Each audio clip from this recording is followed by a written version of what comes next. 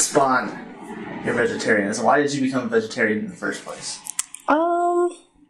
Sometime in high school, might have been freshman year, but I was writing a paper pretty much about obesity in America, and I found out that just going vegetarian or even vegan could solve a ton of health issues, and that wasn't fully what started it. It was randomly this one girl, we used to be best friends, but she was like, hey, let's go vegetarian together for New Year's. And I was like, yeah, sure, let's do it. And no shade to her, but we both didn't really do it until later on. And then, I wrote the paper. Then I realized that this is it's not too difficult of a change, but it has so many positive benefits. When did you start to notice that you were just feeling better? Honestly, about a week. The first week or two was really, really difficult because meat itself will take about 24 hours to process through your body. So if you're eating straight vegetables, it'll go through you within hours. So you have to start eating a crap ton of food to feel full and stuff. Yeah. But see, that's the nice thing about vegetables and just those fiber-filled foods in general is that people don't understand that if you eat 1,500 calories of steak, you're not going to be as full, honestly, as if you ate even half that in vegetables, just because that fiber actually fills you up. Mm-hmm. So it's so the nice thing is what I've learned is I can eat all the vegetables I want because I'll have eaten enough to fill me to the point where I can't even eat anymore, and I still haven't gone over an unhealthy limit. If that makes sense. Yeah. Exactly. I'm oh wow, I'm full, but my body doesn't hate me. What is going on? It's amazing. Mm-hmm. So when you first were starting this vegetarianism, what was the original plan? Just to do it for a little while, a year, and then just you're might as well keep going, or is it you want to commit to that change fully? It was more so I'll try it out, see how it goes. And then I felt a lot better. I felt a lot healthier. But so then, it went over pretty well. Yeah, it went pretty well. But when I started actually, senior year of high school, I took AP Environmental Science. And then I learned about the huge impact the whole meat industry just has on the planet. And now that I'm actually studying sustainability and all that stuff, it's I feel like a hypocrite if I go backwards. So what you're saying is you will not consider going back now because of what it does to the earth, the meat processing? Probably not, because it's been 6.5 years, so it's I'm kind of used to it. I don't feel a need to go backwards in a way. Can you explain to me the meat processing's effects on the planet? I'm kind of lost. I'm just you cook a cow and you eat it. I don't see the big deal. So enlighten me. Okay, so not the whole world, but a lot of land. I have this written down actually. Okay. Super cool that she does that. That's smart. Most prepared guest. I was actually doing it in the car ride over here. Oh, nice. But about 80% of the farmland is used for livestock, and obviously, in order to get this farmland, that includes deforestation, which literally you need cuts a lot of fucking corn to feed all those animals. So pretty much only 10% of the energy. So the food cycle, how it's primary producers, first consumers, secondary consumers. Every time you go up in the food chain, only 10% of the energy travels up.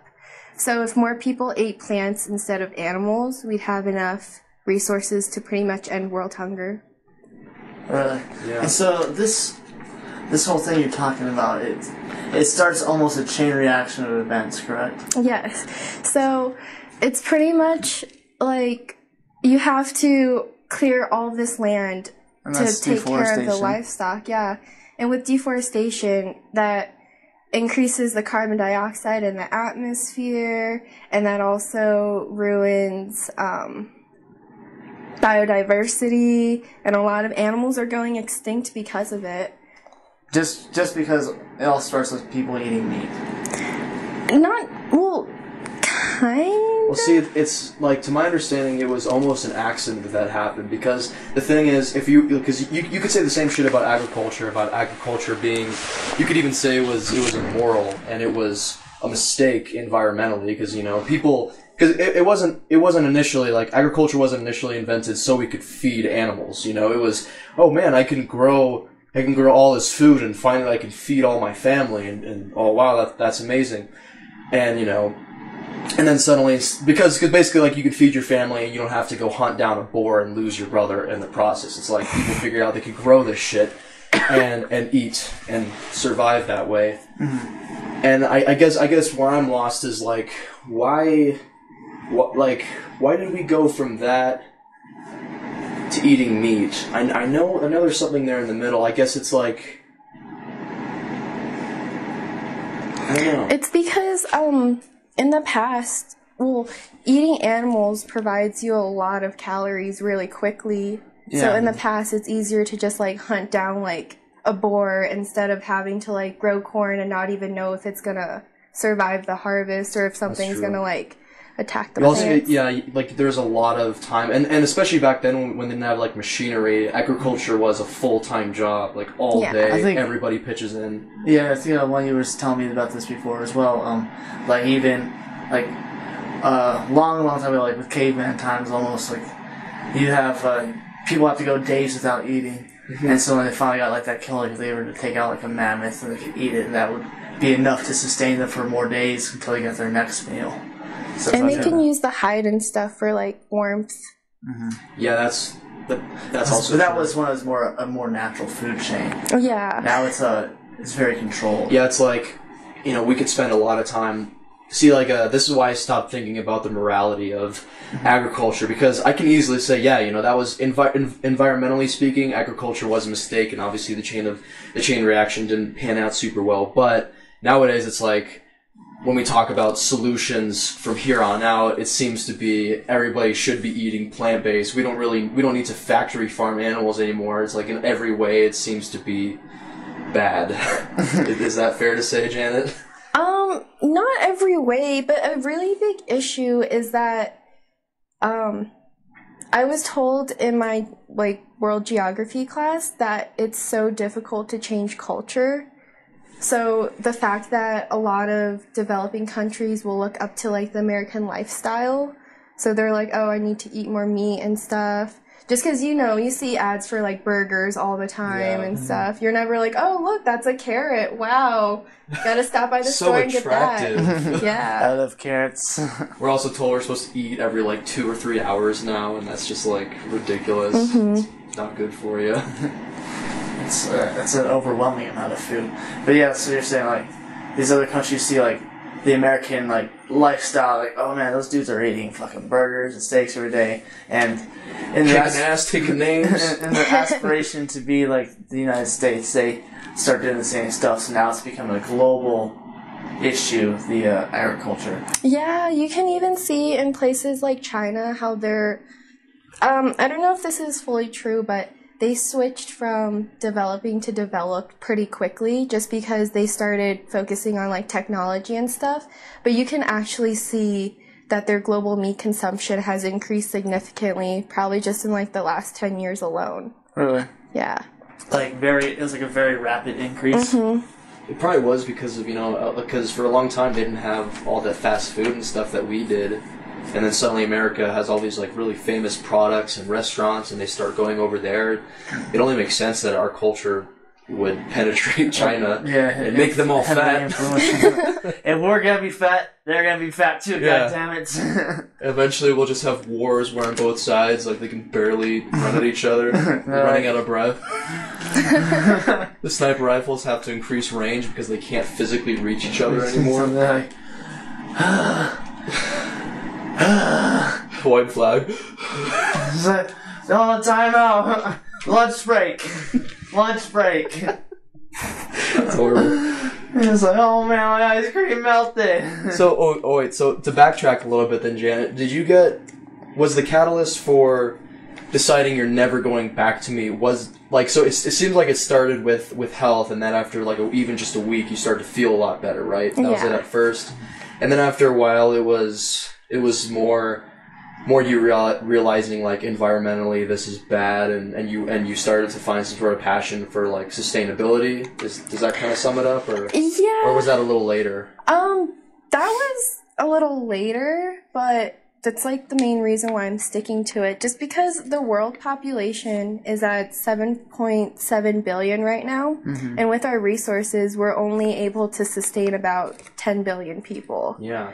And it's alarming too because population is growing at an exponential rate, so we don't necessarily know when we're going to reach that limit. And it's like, what's going to happen when we run out of all these resources and stuff? Yeah, no, that makes sense. Like, what I find is that it's really hard to figure out a nice middle ground, because I don't know, you're talking about population. It reminds me, I wish I could remember their name. I should just Google it or something, but there's like this whole group, people look at them like a cult, but I forget what they're called. It's in the meaning's in the name, but it's basically a group of people, a movement that are anti-population, anti-recreation. Like they're the kind of people that are hoping for a nuclear apocalypse, essentially. It's a real movement. We need a too. mass genocide to fucking put the Earth back in the spot. So my problem is like, how do we do this? Because without murdering people, right? See, the problem is I want to say, how do we do this without being so radical about it? But the only thing that's going to change is radical change at this point. And as you said, it's like it's going to be like damn near impossible to change culture as it is. So I don't know.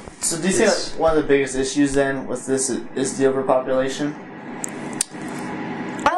Not necessarily, because if we all had like a vegetarian diet, or mostly vegan, but I'm not vegan, so I can't say that. But if we just changed our diet, we'd be able to feed the whole world. Yeah. Okay, so I remember I asked you that question before, and you kind of went on a ramble. I don't want to say ramble like it's a bad thing, but you did start talking to me. You gave me a huge chain of events, starting with the cows, and then that produces methane. And I need to hear this again. Okay, so it starts with deforestation. Okay. Because pretty much land is being cleared for agriculture and for livestock, but then, so this goes with supply and demand. So, if there's like a crap ton of corn in the world, it's going to be cheaper for us to actually like produce it and stuff. So because of that, a lot of livestock has been fed corn recently, and they're used to eating like grass and stuff. So the fact that we're feeding them corn isn't good, because it'll lead to stuff like E. coli. And E. coli is an issue because it's not just found in animal meats anymore. And pretty much, this is going to sound disgusting. Because that was found in lettuce, correct? Yeah. That's right. But E. coli is pretty much, the cows can't digest it properly. And because these animals are being produced in such a condensed, it's called CAFOs, which is confined animal feeding operations. Feed animals corn because it's a really quick and easy way to get these animals to like bulk up. So that's why they're feeding them corn, but because they can't digest it properly. And probably because, I didn't realize they were so solely fed corn. They're probably malnourished, right? They're actually fed a mixture of corn and like vitamins and antibiotics and all this stuff just to keep them kind of unnatural ingredients, though. I would assume so. Like they're given hormones. Yeah, and stuff, they're given right? hormones. They're at least balanced enough to live, but they could get sick still, right?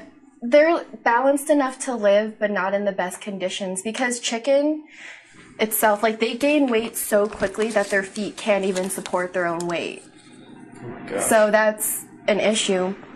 But going back to E. coli, it's since the animals are in such close proximity to each other, E. coli happened because these animals are literally crapping everywhere, and you're like stepping in the crap, and then it gets mixed in with like the cornmeal and stuff that they're fed. So they're literally eating their poop, and then it's like all these bacteria and stuff isn't supposed to be there, and that's what created E. coli.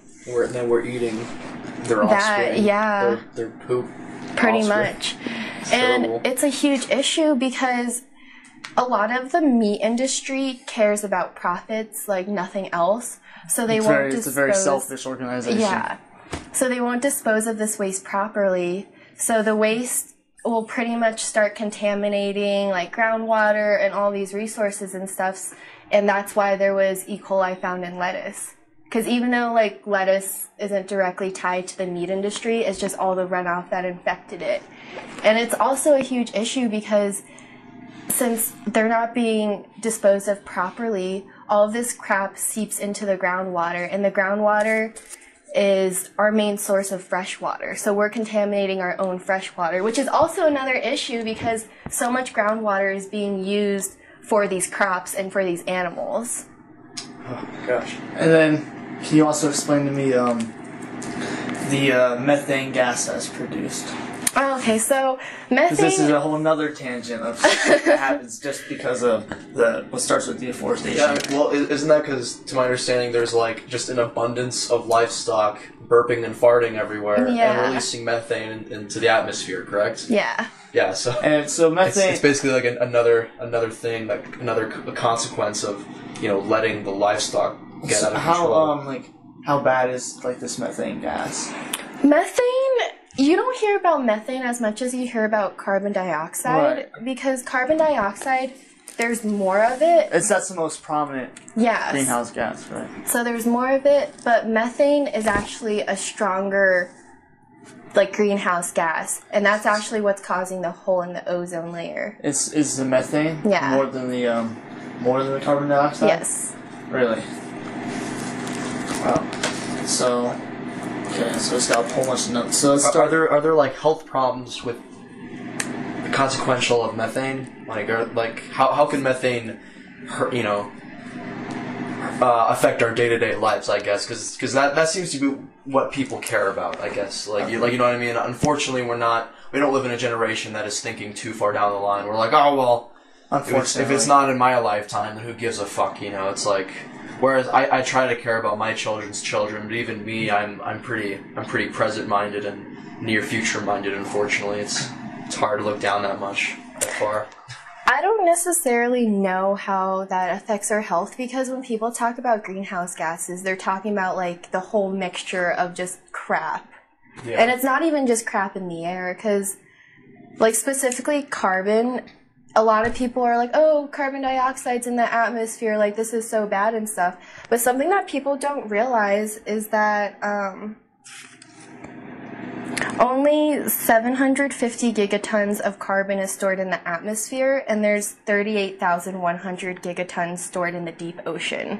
So it's worse in the ocean than it is in the atmosphere. Much worse. The ocean is pretty much like a sponge, just absorbing all this stuff up. Well, that's what's causing the Great Barrier Reef to die. Yes or no? Yes. Partially. So there's a lot of things that contribute to it because the Great Barrier Reef, obviously it's coral, and coral can only grow in like certain conditions at a shallow depth. And because of greenhouse gases, which it like creates kind of like a blanket over the world, so it like heats up the average global temperature, and because of that, coral has a symbiote. So this is an effect of climate change. Yeah. Okay. So coral has a symbiotic relationship with algae, and when the temperature rises, the coral kind of starts stressing out, and they're like, oh gosh, like I gotta pretty much do me, so it's like I'm going to eject all of these algae like off of me, and because of that the coral can't survive as well without the algae, so that's what's pretty much causing coral bleaching. Really? And this fine coral bleaching is the coral is basically looking bleach is turning white because that's the death of it? Yes. Okay. If we could go back to deforestation, like so that is basically destroying the planet. Yeah, or am I kind of off on that? Can you explain it more? A lot of things are destroying the planet. I was about to say it's like there's so many variables. Okay, I'm sorry. My question is, what is it? What is deforestation? Deforestation is just clearing of land. It's like the Amazon rainforest. Yeah. Is a big example of that. Yeah. It also happens just a lot here.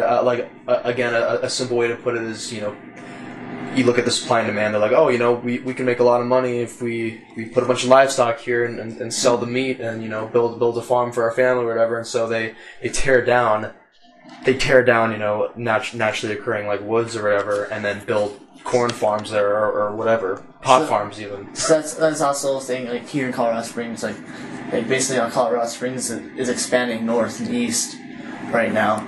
So that's deforestation, like building the houses out there and stuff. Or? Yeah, and there's like a lot of unintended consequences of it because say you're doing deforestation for crops and stuff, something that people don't think about is you can only use the land for so long before the soil runs out of nutrients and stuff. And once it runs out of all the stuff that the plants need, you have to add fertilizers, and that just pretty much pollutes the ocean because with excess fertilizer, they add a lot of, I think it's phosphorus and nitrogen into it, and when it like rains really heavy, since all of that land is cleared, the water could straight just like run off into into rivers, and the rivers meet the ocean. And because of that, it'll lead to something called eutrophication, because once it runs into the ocean, the algae have a feast pretty much. And when the algae feast, algae has like a super short life cycle, and they're the base of the food pyramid. Not food pyramid, food chain? Food chain, yeah. They're the base of the food chain. So the algae will bloom pretty much, and then they'll die really quickly. And when they die, they'll take all the oxygen with it. And because of that, it'll lead to like massive dead zones in the ocean where there's literally no oxygen in the ocean and fish can't survive or anything. And this happens a lot. And we eat a lot of fish as humans. So, yeah. So like us disrupt, it's another one of those things, one of those chain reactions where we're disrupting the natural order of things so badly that it's gonna make it hard for us to eat.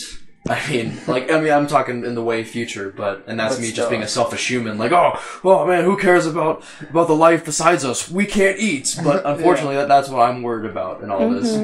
But it is an issue. At the end of the day. It's a huge issue, a huge future issue. And I like my salmon. Something else that contributes to like tuna. Oh, tuna's so bad for you because it's like one of the top consumers in the ocean. So you're pretty much...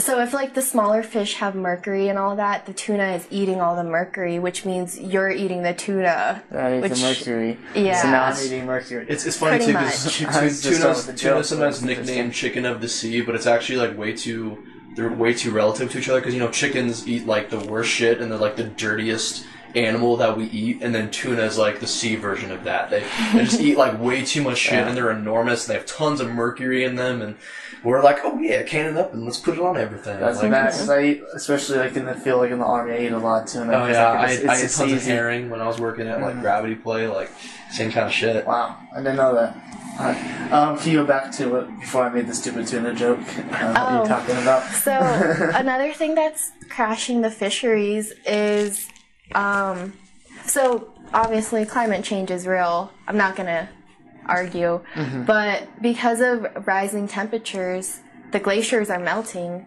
and because the glaciers are melting, something that people don't really talk about is what's it called?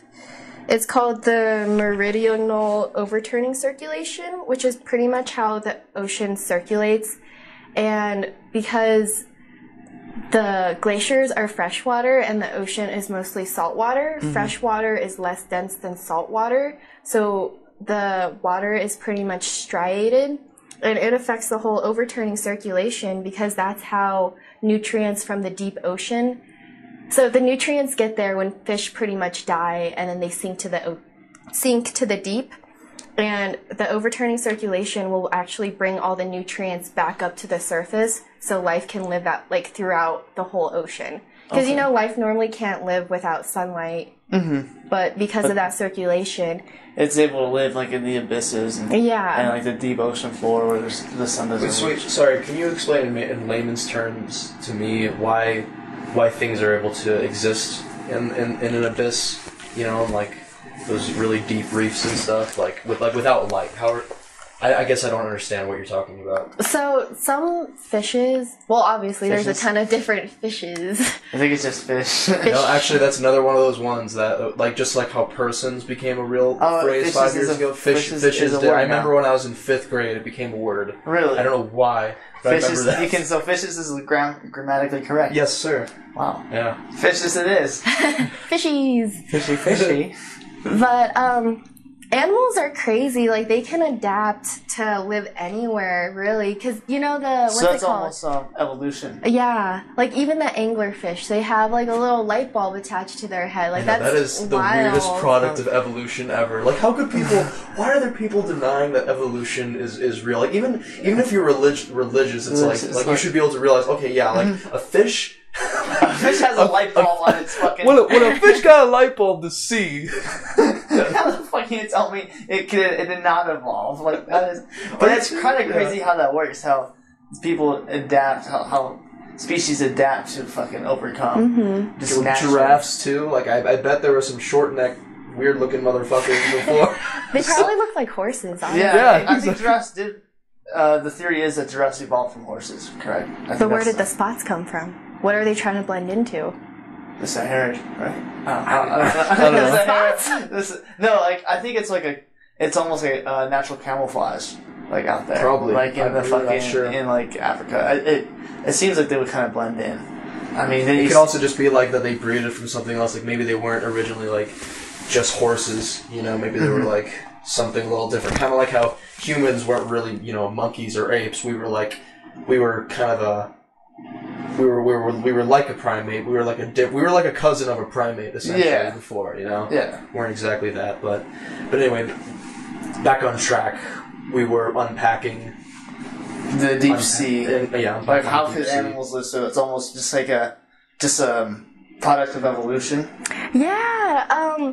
Something that I didn't know about was, like, I took an oceanography class last semester, and pretty much where there is a plate boundary that's diverging, it creates a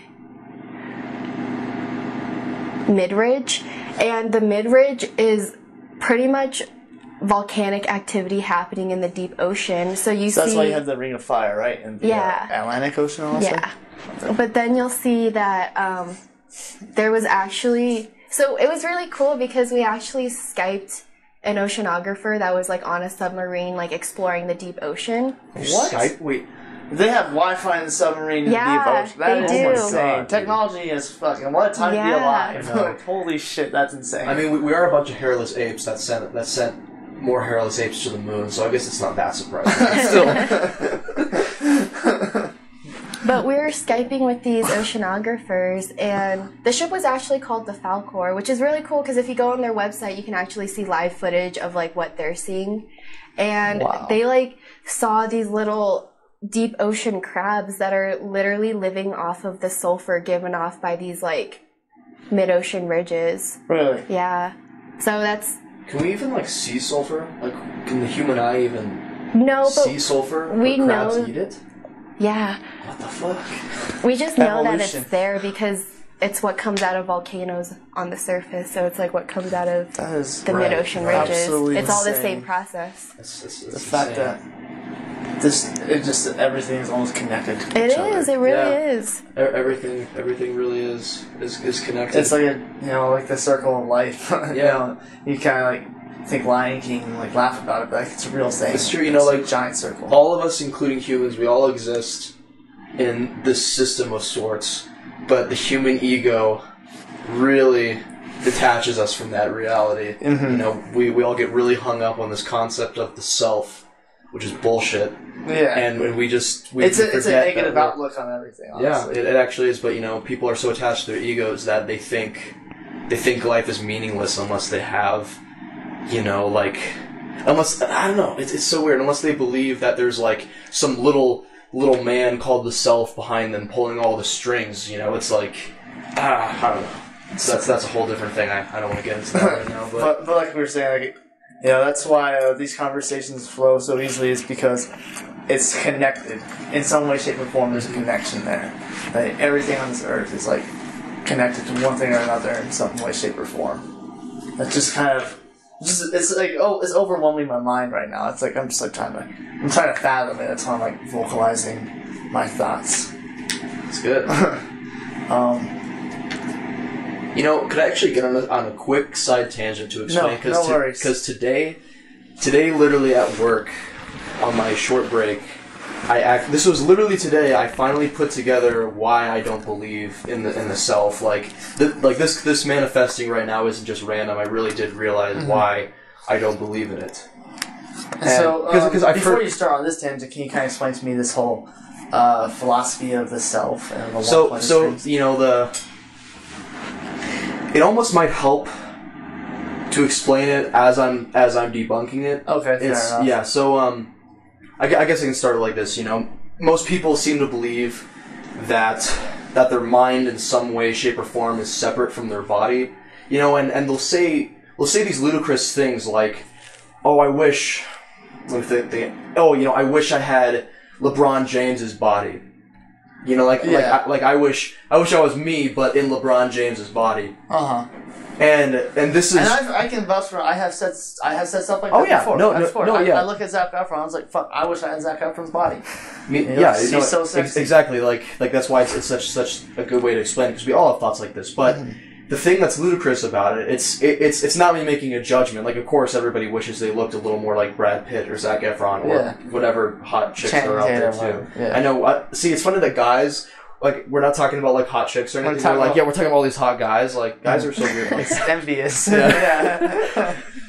But anyway, but the point is that we say, the ludicrous part of it is saying, I wish that I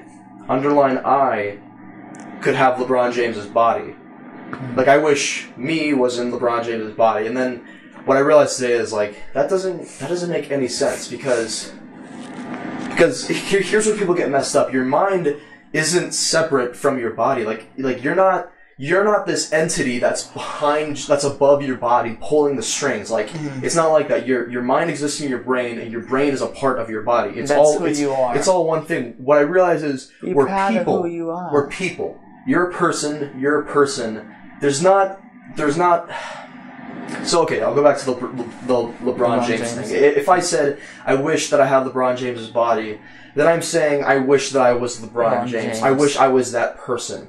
And then what I thought about, I try to think of a counter argument that someone might say. They may say, oh, well, but my life experience was different, like I remember different things, I have different memory. And then it's like, okay, well, let's say you put LeBron James's body and, go back in time, and he starts the life that you did exactly when you did. He's still gonna be LeBron James and have a different outcome. He may have similar things that you did because he grew up in Colorado Springs instead of where he grew up. His path still gonna go somewhere different than what yours would be. Yeah, if you're almost 7 feet tall and you're like an athletic god, then yeah, he's still gonna play basketball. Like I'm 5'10" white guy who likes to write film stuff. And even if like circumstances are different, there's definitely a significant difference between me and LeBron James. But above all that, if we're just talking about the metaphysical here, like when I was first talking about, what this says to me is that there's no self in the regards that people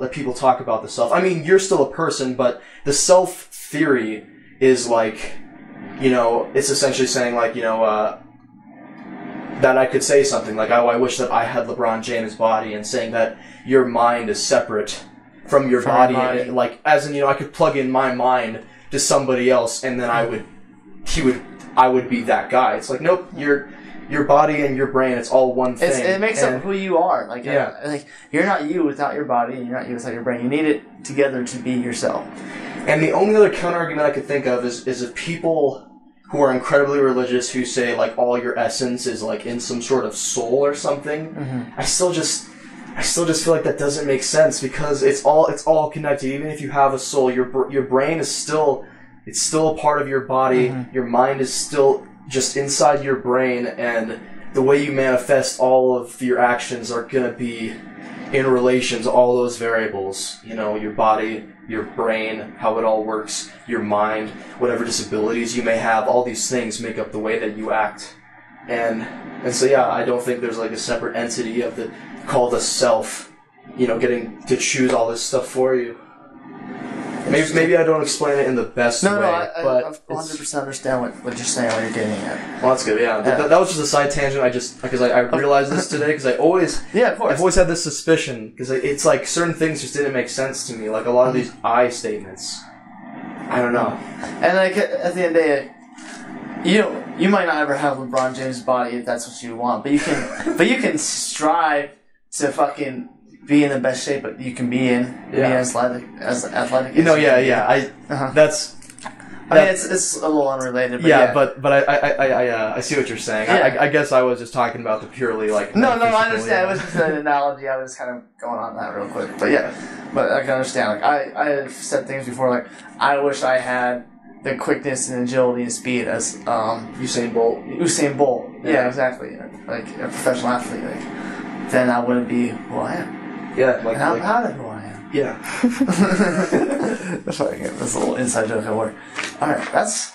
Wow. Yeah, it took me for a loop there for a second. It also, it is like, and again, I really want to get better at articulating this. I don't know how clear I was able to be. I'm also just excited to first get into this, but if you were able to understand any of that, then you can probably see how that sheds light on how systematic our reality really is. Like we really are connected and in some weird way, and it's not even like some weird mystical bullshit. It's just the way that things are. Yeah, it is what it is. And that connection, it's crazy we were talking about the Earth, and it made a connection to a LeBron James analogy about personal self. Like, fuck, I wish I could dunk. Let's just talk about that now. Yeah. Yo, Janet, can you touch rim? No, I can't. I can barely touch net. But you can touch net. That's pretty cool. Depends. On a good day. A long net. A long net. I could touch a soccer net. Yeah, there you go. Okay, that's awesome. I guess I just want to circle back like one more time, talking about the water, because you're talking about the ice caps melting, and then that feeds into the ocean. So is that fresh water now becoming salt water? So now we're losing more fresh water because of climate change. It's because of climate change and because of our lifestyle, because most of the water we use for irrigation and for like these crops and stuff does come from the groundwater. And I took a hydrology class like 2 years ago, and it was straight up like tracking how quickly the groundwater seeps into the ground pretty much. And it's just not replenishing fast enough. And something that's really scary is all of this water is actually held in aquifers, which are like really deep. Yeah. And that's why the water is like actually clean and stuff. But quick interjection that's very important to me is that don't we have technology to purify or to filter whatever the case is ocean water? And are we not doing this because it's anti-capitalist? I don't know. I think the main reason that we're not doing it is because it's a very lengthy and expensive process that no one really wants. Salt from the... Yeah. But if we had the money though, it's like couldn't that mean like, am I just a caveman looking at this? Because to me, my simple monkey brain is like, there's water. If there's all that ocean, if we could drink the ocean, no more thirsty. That's exactly. I just thought about this so much. I was like, I mean, if you look at it even from a religious standpoint, if you hear me out for a second, is why would God make a planet with all this fucking water and not let us have the ability to drink it? It doesn't make any sense. Like, it just doesn't make sense. We've also talked about how we have disrupted the natural order of things like crazy. Like, why have humans not yet evolved? Like when we're talking about evolution, to be able to digest and break down salt water. I don't think it's because humans went a totally different way. There's debatably look at it this way. There's debatably other animals who are just as intelligent. Like lots of people say that dolphins are smarter than us in a lot of ways. And the thing is, like they have like a huge, crazy, intelligence, IQ. I don't know how they measure it necessarily, but dolphins are fucking smart. And the thing is, when you look at it this way, they just went a whole different way in their evolution, and humans went towards technology and getting out of the water and, doing I don't know if they ever started in the water, that's one theory, but what I was saying is, okay, maybe we started just in trees or whatever, and they stayed in the water, and they did their thing. We gravitated towards technology, and eventually we made a mistake with agriculture, and I really think that's what really...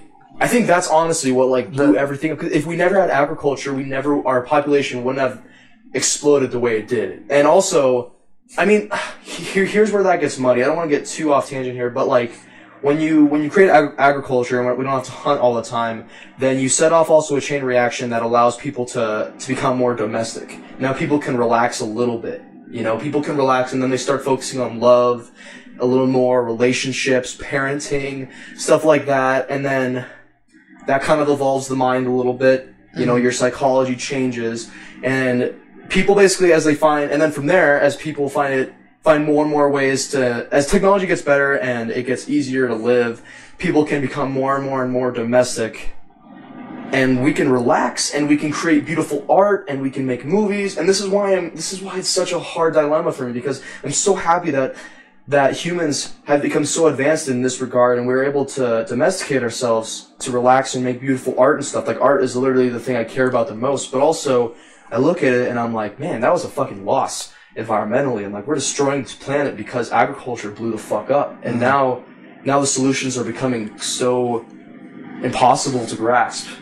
I don't know. That's the dilemma that I'm dealing with. So I don't think that the solution is necessarily impossible to grasp. I think it's because, or to achieve rather. I don't know. At least it seems like that. That's what I mean to say. I think the main issue is, like you're saying, like we've become so domesticated to the point where money has such a big influence on society, so all these Too people much influence. are greedy. It's terrible. And that's why money rules people, the world. Exactly. Like, it's extremely frustrating because like if you look at, like, just like think of the planet's beauty.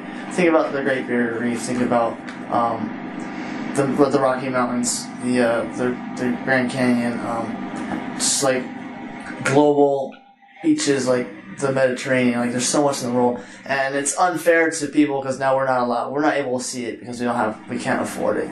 We're being deprived of the fucking planet's greatness because fucking money rules. Money talks. Right, but as the population got so crazy, I don't know if there is a better system than capitalism. I mean, there's other societies that do capitalism better because they simply have a better government, like sort of. But you know, you have to remember, like money is kind of it's like the easiest way to determine value. And it was invented so we could peacefully like trade our goods. You know, and it's not inherently a bad thing. You know, it's essentially trade, and trade has always been a thing.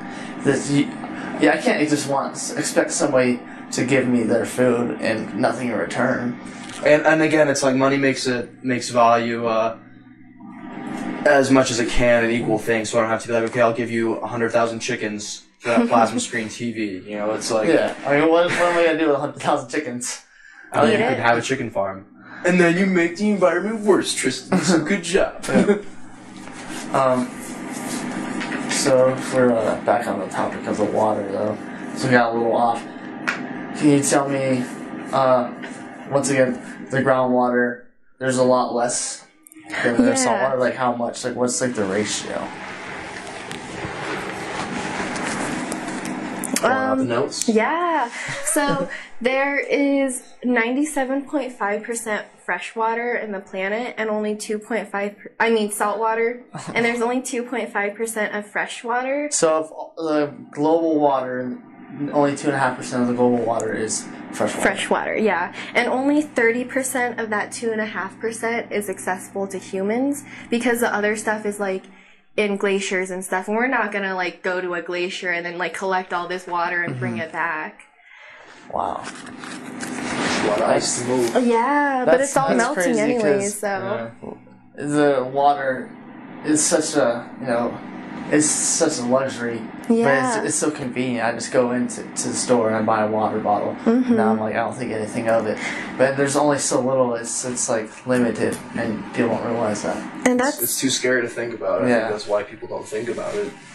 And a reason, I was thinking about it, but a reason that we haven't like used the machines to convert the salt water to fresh water is because of greed. Because why would companies spend all this money to like produce like a bottle of water when they could literally just go That's to a what I was river. saying. It would be anti-capitalist. I bet they're worried that it would crush the economy. Because I mean, how big? I wish we had the numbers on this too. But how big is the water industry? You know, like the packaging of water. And there's like a million different water companies. Like there's this like running joke over at work. Dudes talk about the Infinity Gems, like from like the Avengers, but in terms of water, when you have like core water and smart water, life water, they all equate to like one of the Infinity Stones.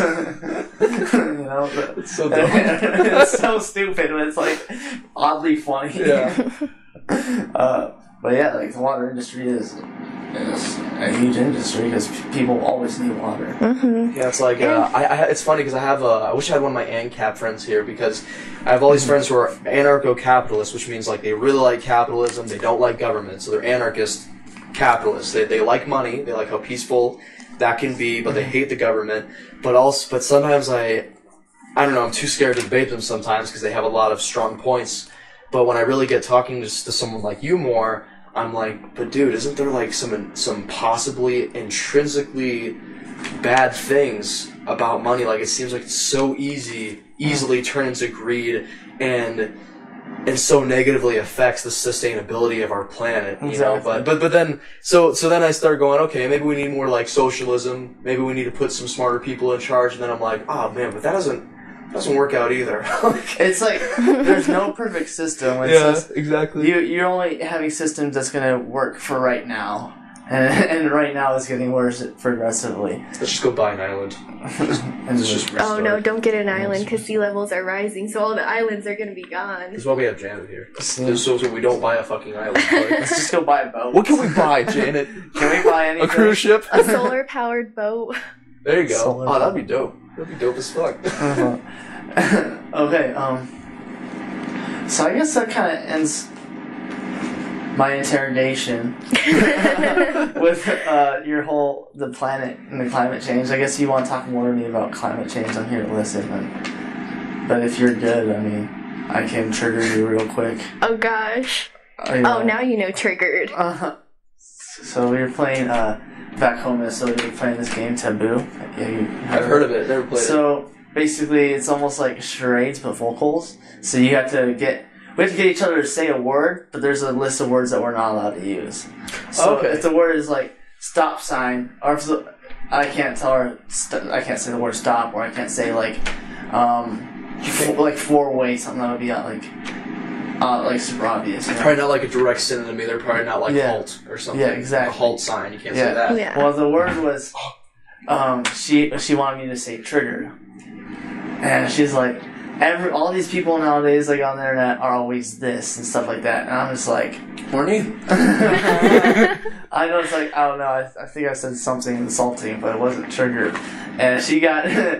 I ended up triggering her because she's like, "How do you not get that word?" I straight up said, "Oh, you just assumed my gender. Now I am blank. Like fill in the blank. What are you?" Upset? I don't know. Like it's hard. Yeah, but it went both ways because she couldn't get Detroit. She thought I knew football. I thought she knew enough. I was like, I told her like 8 Mile. Eminem is from here. She goes, Chicago. I said Cincinnati. No, you said both. You said Cincinnati, Chicago. I was like, oh my god. It's two very different worlds manifested just now. Cincinnati, Chicago, California. Like, no, but if I didn't know Eminem, I probably would have thought like Chicago or California. That was probably been mine. See? Yeah.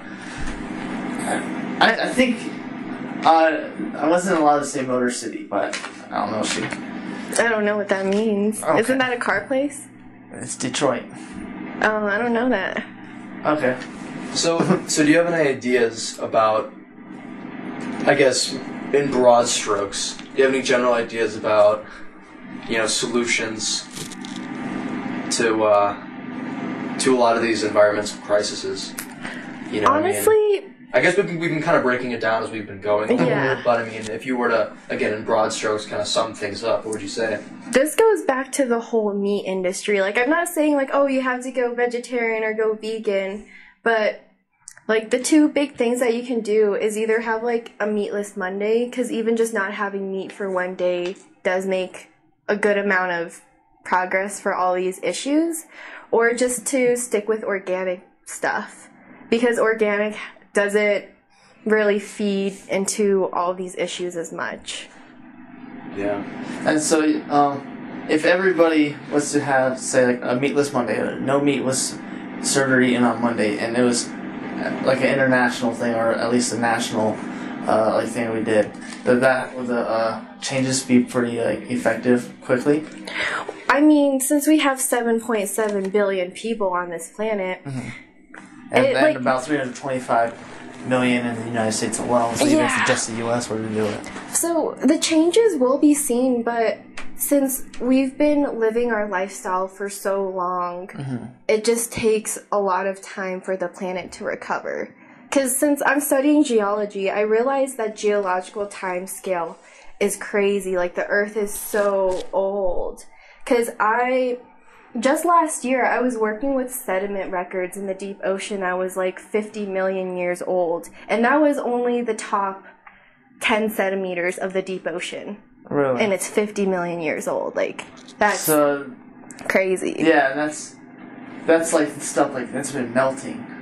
Like, right? No, so the deep ocean sediment is... Oh, okay, my bad. You're talking about deep ocean. Okay. I was thinking like the very top level, like, okay. Sorry, I was just thrown off for a second. Okay, I got what you're saying. I was just thinking, like, we just need to keep talking about this stuff, and there needs to be more and more documentaries, and maybe there's so many. I know, but I was also thinking more movies, because a lot of people will like see a documentary or they'll see that there's a documentary about plant-based food, and they're like whatever, or like biased, whatever the case, and so they won't watch it. But maybe we need to like sneak these messages more into society and stuff. Yeah. Put a movie that I actually haven't seen, but for one of my classes, we were supposed to like watch a documentary and then just put in a class discussion like what the documentary was about and like what we benefited from it. And when I was reading some of the discussion topics, there's a movie that actually has Leonardo DiCaprio as like the narrator. And I think it's called Over the Horizon or something like that, and that really tackles climate change and everything. So if we just like have movies with these really well-known actors and actresses that like we already know and love, then that'll encourage other people to pretty much see these movies and kind of like famous people to like spread their influence and use their words that people like want to listen to. Like if Donald Trump was to come out and say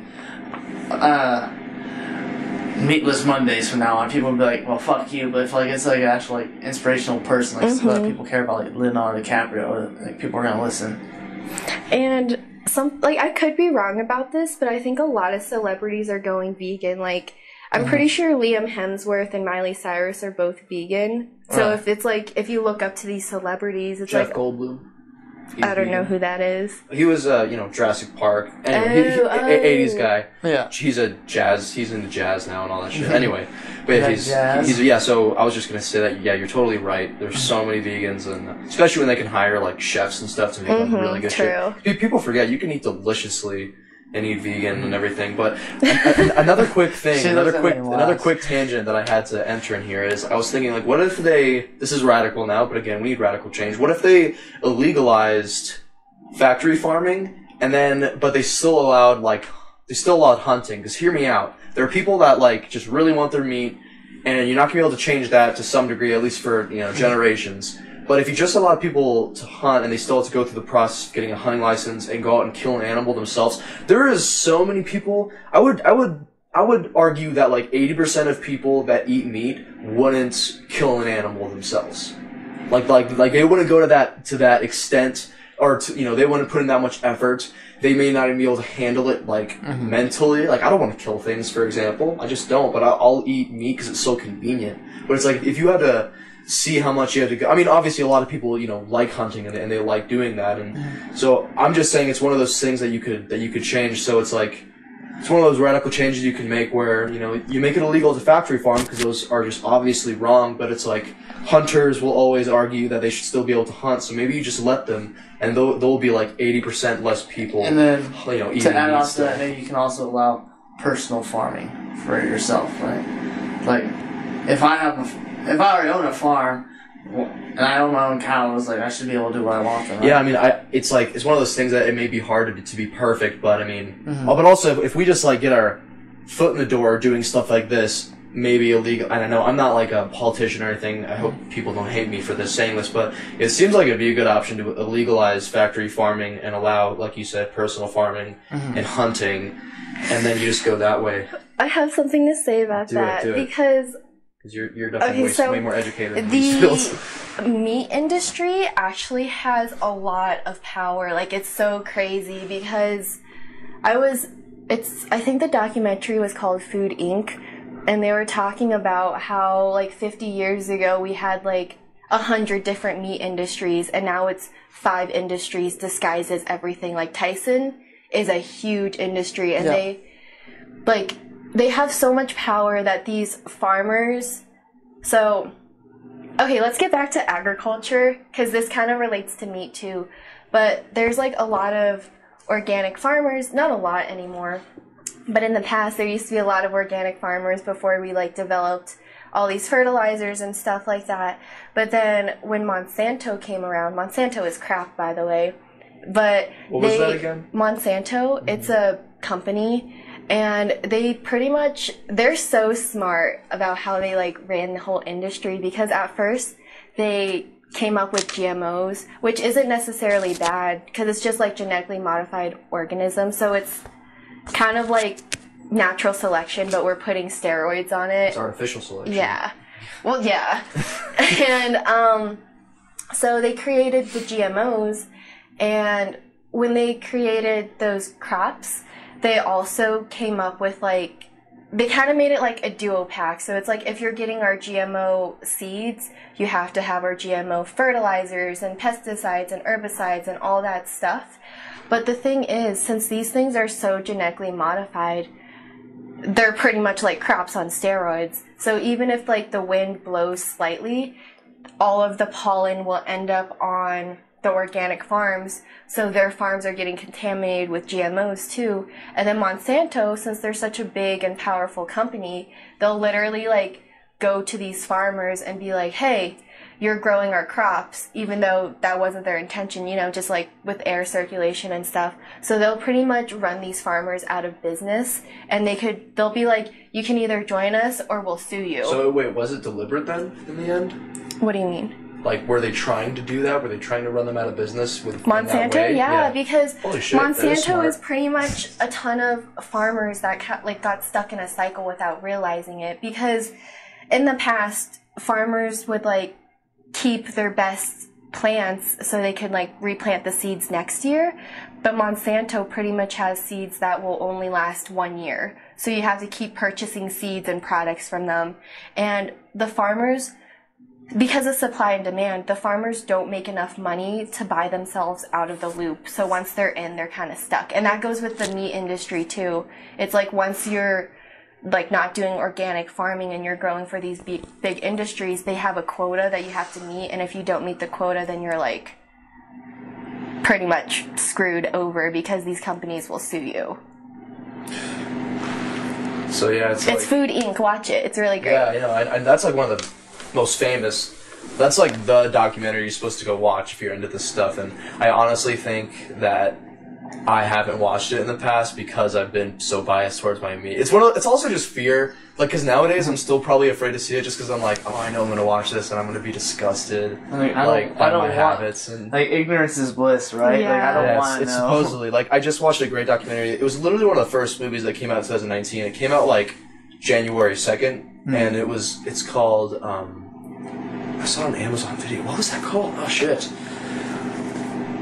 We should, like, get a friend to come in here and with, like, a laptop and fact check, like, put a mic on him, like, he won't talk that much, like, in the Joe Rogan Experience, they have Jamie, and we need one of those. Anyway, Yeah. but side thing, oh man, I wish I could remember, but I saw it, and that, like, changed my fucking life. Like, I've been trying to go plant-based ever since. I'm not super good with it, but now I'm to the point where, like, when I have meat's like a small little side, and like everything else is like a ton of vegetables. Like, I don't know, and I already feel a lot better, and I noticed that like meat doesn't even fill you like all that much unless you do have a ton of it, because there's a lot of calories, and I don't know, and it's just like it's not nutritious like at all. Like even eggs and stuff. Like I didn't realize that eggs weren't really nutritious, and now I'm upset.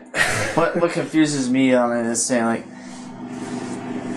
it's kind of like what weighs more, a pound of rocks or a pound of feathers? It's still a pound. So if you eat 150 calories of vegetables or 150 calories of meat, why would you be any more or less full?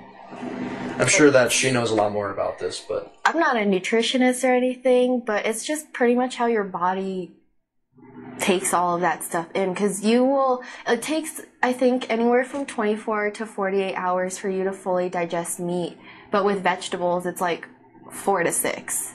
So there's certain intrinsic things like that, like vegetables, like digest better, but they're also way more nutritious. And again, I think I was saying earlier in the podcast, there's fiber. Fiber fills you the fuck up, and vegetables have a lot of that shit. Okay. And a lot of nutrients that just fill you up in general, and tell your body like, hey, you're satisfied. Like a good amount of vegetables will send that signal up to your brain, and you'll go like, yeah, like you've eaten enough. But you could eat pounds of chips and never get full. It's like processed foods, basically. Like the reason that whole foods are called whole foods is because, I mean, this is the simple like abbreviated version of it, but whole foods are whole foods because they fill you up. They're whole. Processed foods are the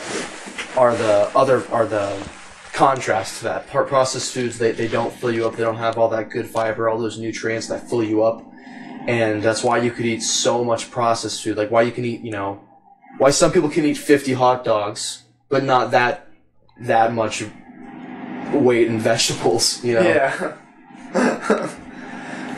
One day that'll be me, the hot dog eating champion. Maybe you could be the veggie dog champion. No. Really turn it on the side. Veggie dogs are not bad. Some like vegan meat is disgusting, but veggie dogs aren't bad. Don't even want to believe you because we went to that vegan place earlier. Okay, that place was not good. Absolutely. Was it that fast food place that just opened up a bit ago? No, that place is actually good. Was it Coquettes? I don't want to talk shade on this business, but it wasn't good. Okay, well, I bet it was Coquettes. It's not. Okay, I went to Coquettes. That place is awful. Everything there is gluten-free, but it's all, like, fried as fuck. But they have really good cupcakes. So we went to, where did we go that was good the other day? Santana's Grill. I think it's the fast food place that I haven't been there yet. Yeah, we went there and I liked it. I had some vegetarian chicken or vegan chicken. The prices aren't terrible, it wasn't too bad. It was actually pretty cheap and I liked it. I thought it was really good. It was a scam though, because the difference between... They conned the fuck out of me. Okay, because they had chicken strips and they had buffalo chicken strips. They had buffalo wings. The buffalo chicken strips are more expensive than regular ones. And I was like, I want the buffalo chicken strips. And this motherfucker just gave me buffalo sauce on the side of regular chicken strips. I'm like, what the fuck? Y'all just conned the fuck out of me. I bet he just walked away like, putting his fingers together. You motherfuckers. How the fuck? Fuck you guys! I was like, it's gonna be like buffalo chicken. Like there's it's gonna be at least like seasoned as fucking buffalo shit. Like, no, fuck no. With genuine buffalo. What the fuck? You guys are fucking assholes for that. But regardless, the food was good. But I don't know what that place was called where we went today. And I said, that looks good. I was reading the menu. It was like a barbecue burger. I was like, fuck yeah. It's fucking gross as fuck. I was like, at first, I bit into it. I was like, okay, not bad. And then the more I started eating it, the worse and worse it was getting. And I was like, you know what? I think I'm just like tripping myself out over it. It's probably not even that bad. I was like, what if the first bite wasn't bad? Why is the fifth one bad? Like, I was like, it's just a mental thing. And I went to take a bite and I almost threw it up. I was like, nope, I'm not eating this.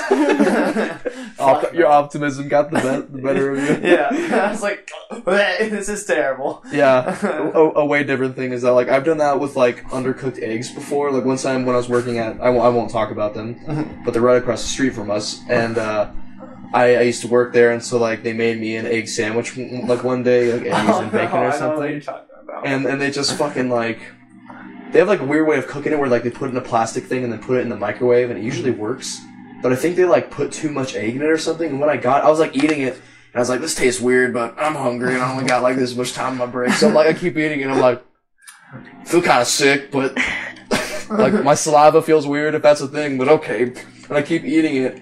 And then like 3/4 way through the sandwich, I'm like, oh yeah, I'm gonna puke and shit myself like crazy in like 2 seconds. So like I run to the bathroom and I do that. Yeah, it's horrible. It's fucking awful, dude. Like I don't know how it reacted so fast, but it just like killed me. Like it's really undercooked. Damn. Yeah, but you can't tell sometimes if it's runny or if it's like or if it's undercooked. Yeah. I was like, oh man. Oh man. It's terrible. Sorry I had to fine. interject that lovely story, but it was important, okay? People needed to hear that. Yeah.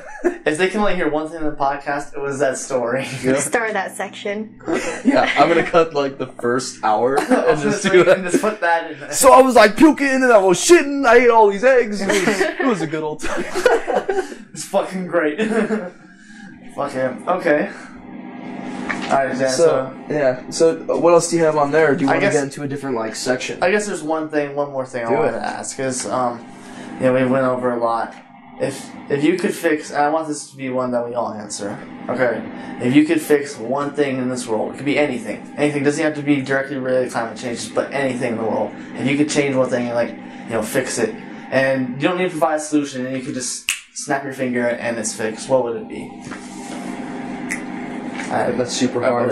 Again, like the one thing I'll say to complicate it is, again, it's like it's hard for me to say because agriculture is, in my opinion, like the biggest environmental mistake ever, just because of the chain reaction set off. But also, I would never be able to like make movies today or be able to look at a pretty girl and say anything else but ooga booga, let's fuck. You know, like that's the state of mind that we. They can only say let's fuck it, ooga booga.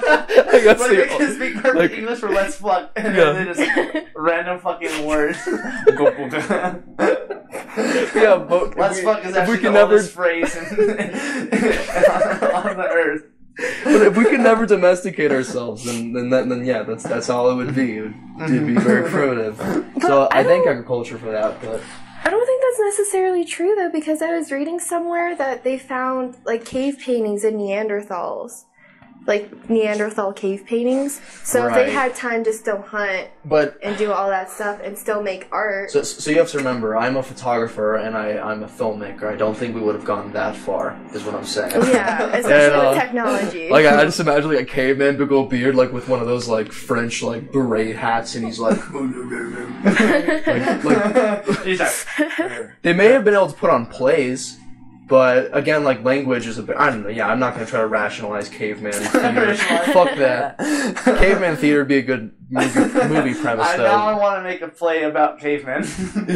Oh my god! Like, no actual dialogue. Okay, so like what if it's like that? But throughout the play, like they start. So what it's about a visionary caveman who wants to start a play. Yes. And he's like, it's a play about a man who wants to start a play. Yeah, yes. He's sort of like the Shakespeare though of them. Like he's trying to invent language so he can tell his play, and ultimately the subtext is that he wants to fall in love, or he wants to gain the love of.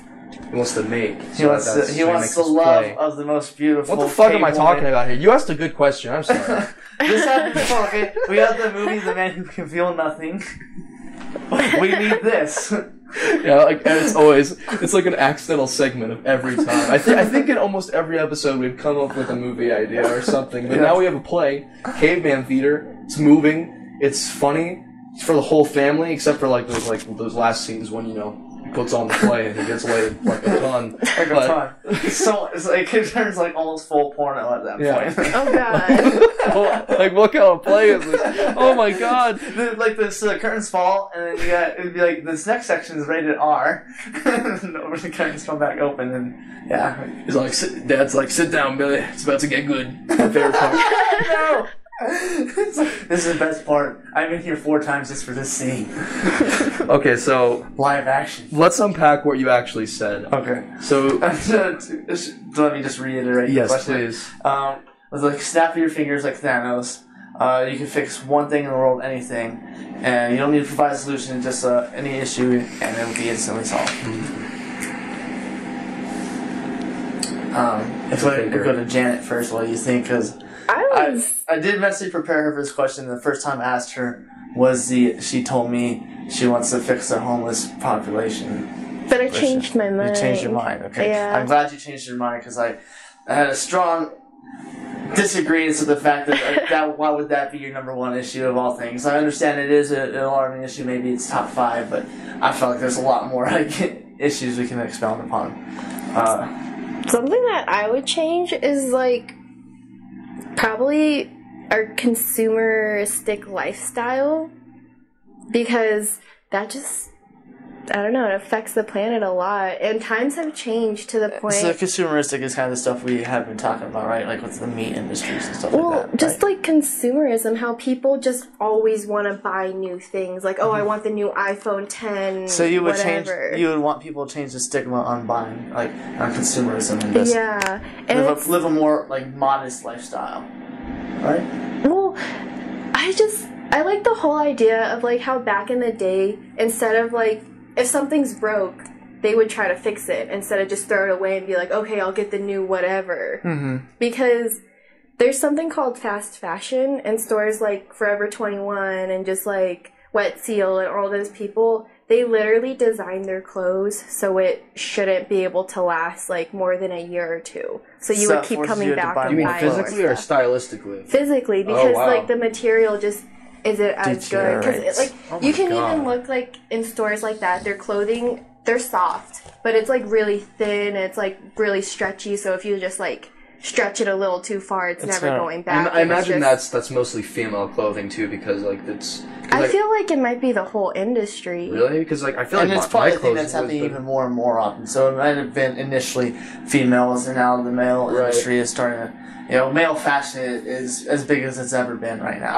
I just, to my understanding, it seems like the biggest consumers of like the fashion changes and stuff have always been like aimed towards women. I mean, sort of like with purses. It's like, yeah, of course. You know, purses are a scam. Yeah. They make our pockets smaller so we need purses. Or not even have pockets, and then they're like, well, we have these purses though, and it's like, oh, well, I do need something to hold my shit. So it's like, it's fucked up. So yeah, I guess that's how my monkey brain understands it. But it's not even just fashion, because in cars and stuff. Yeah. Because back in the day, cars used to be made out of like fully metal and steel or whatever, but now it's like a hybrid with like plastic. So it's like if you get in a wreck, it's more likely that your car is going to be totaled. A lot of cars are a lot more cheaply made nowadays, especially the bigger companies. Ford, Chevy, they really cheaply make their cars nowadays, because one, it saves them money.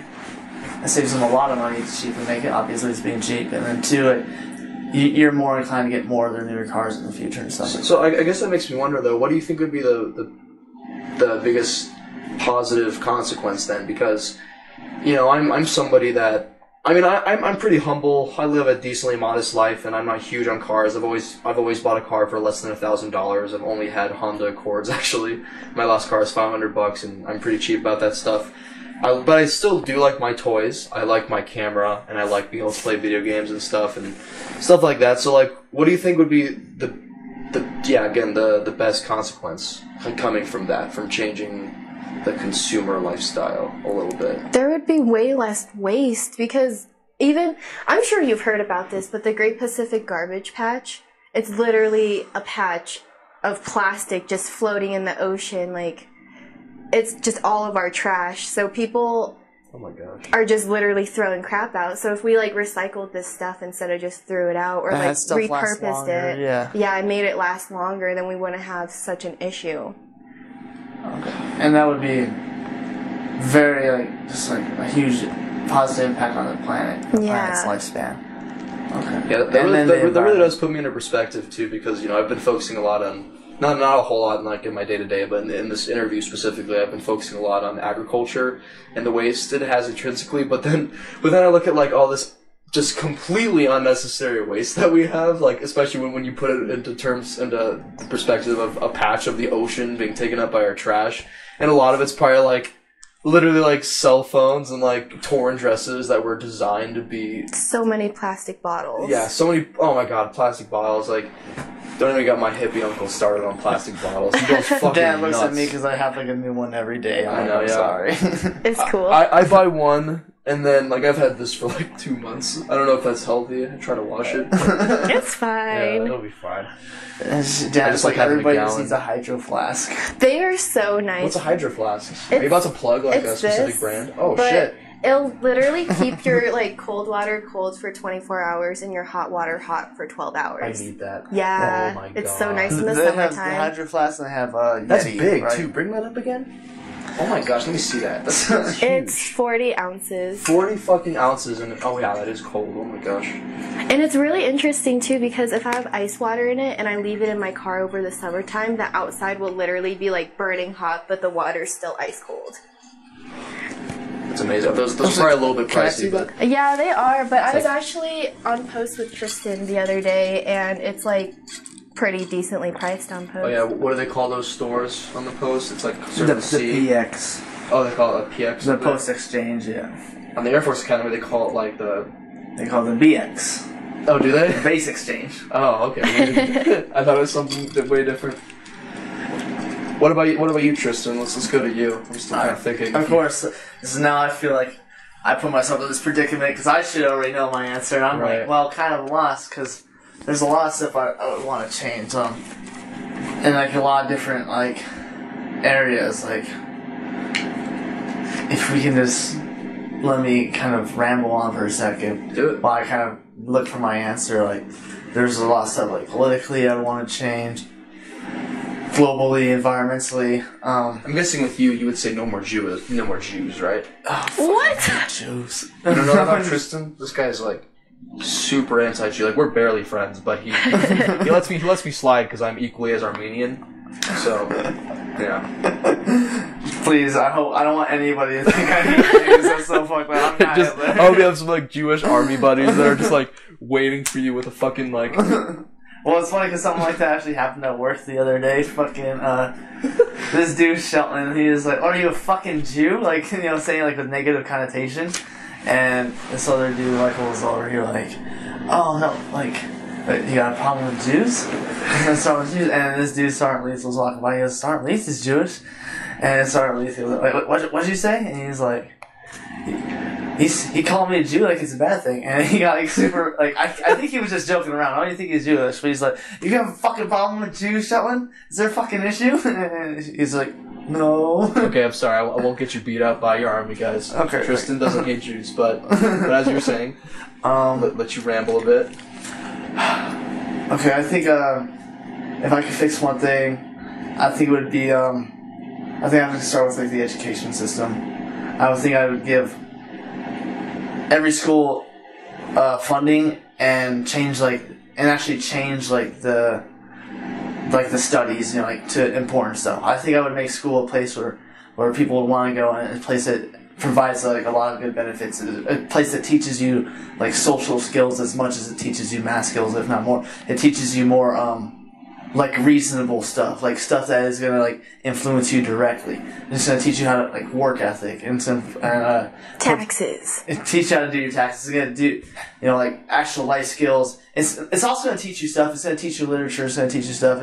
I want to just provide more options. I want it to be like, if not a national thing, a global thing around the world, like a good solid base for like the education system. It really is. I'm trying to articulate this the best way I can, but school is like you start young. That's where you start. You're 5 years old, and that's where you instantly start developing your skills. If you don't start learning the right things early enough, you're fucked for later on in life. So I think I would just revamp the entire thing. I think I would put people in there who are just supposed to be like almost motivational speakers, inspirations, stuff like that. People who... What if teachers were just themselves awesome? Yeah. Like, what if it was hard to become a teacher and they had to pay them more? Exactly. And like qualified people who care. Part of me in my life wants to be a teacher because I want to be able to be a positive influence on young kids' lives and explain to them, teach them. Yeah, I could teach you social studies, but I also want to teach you social skills. Like how to get laid. Put on your sunglasses and your leather jacket. I think I would start with the education system. I think every school should be on equal playing grounds too. There are schools who can't afford PE classes. They can't afford to have kids go play basketball and have fun for a little bit. I think that is wrong. And it's weird. I mean, that's almost like when you think of like the spectrum of Republican or Democrat, I say I'm probably more conservative than I'm liberal, and people focus on that as a liberal issue. But I think that's like the biggest thing. I think for everybody, that you spend so much time of your life growing up in school. I feel like you need to benefit more than like what a lot of people are already doing. Because there's not enough benefits to school right now. You are self-teaching yourself. I fucking hate school. I mean, you know that about me more than anybody. Yeah, it's so flawed. And I hate it. I hate how it works. And the way the whole thing is, here's basically I'm gonna hand you a sheet of facts. I need you to memorize them, put it down on this test, and then forget about it. Yeah. Is that what learning is? Because that's wrong. Expose my secrets. Like literally, school, the way what completely invented our school system was in the country Prussia. Like, I mean, I'm talking so many fucking years ago. I think it was over 100 years ago. Maybe even, I don't even know, like, when Prussia was still a thing. It's not even a country anymore. Yeah, exactly. I don't even remember what's there now. It's some famous... Not Czech Republic. Czechoslovakia. Yeah, there you go. And now Czechoslovakia is not even a country either.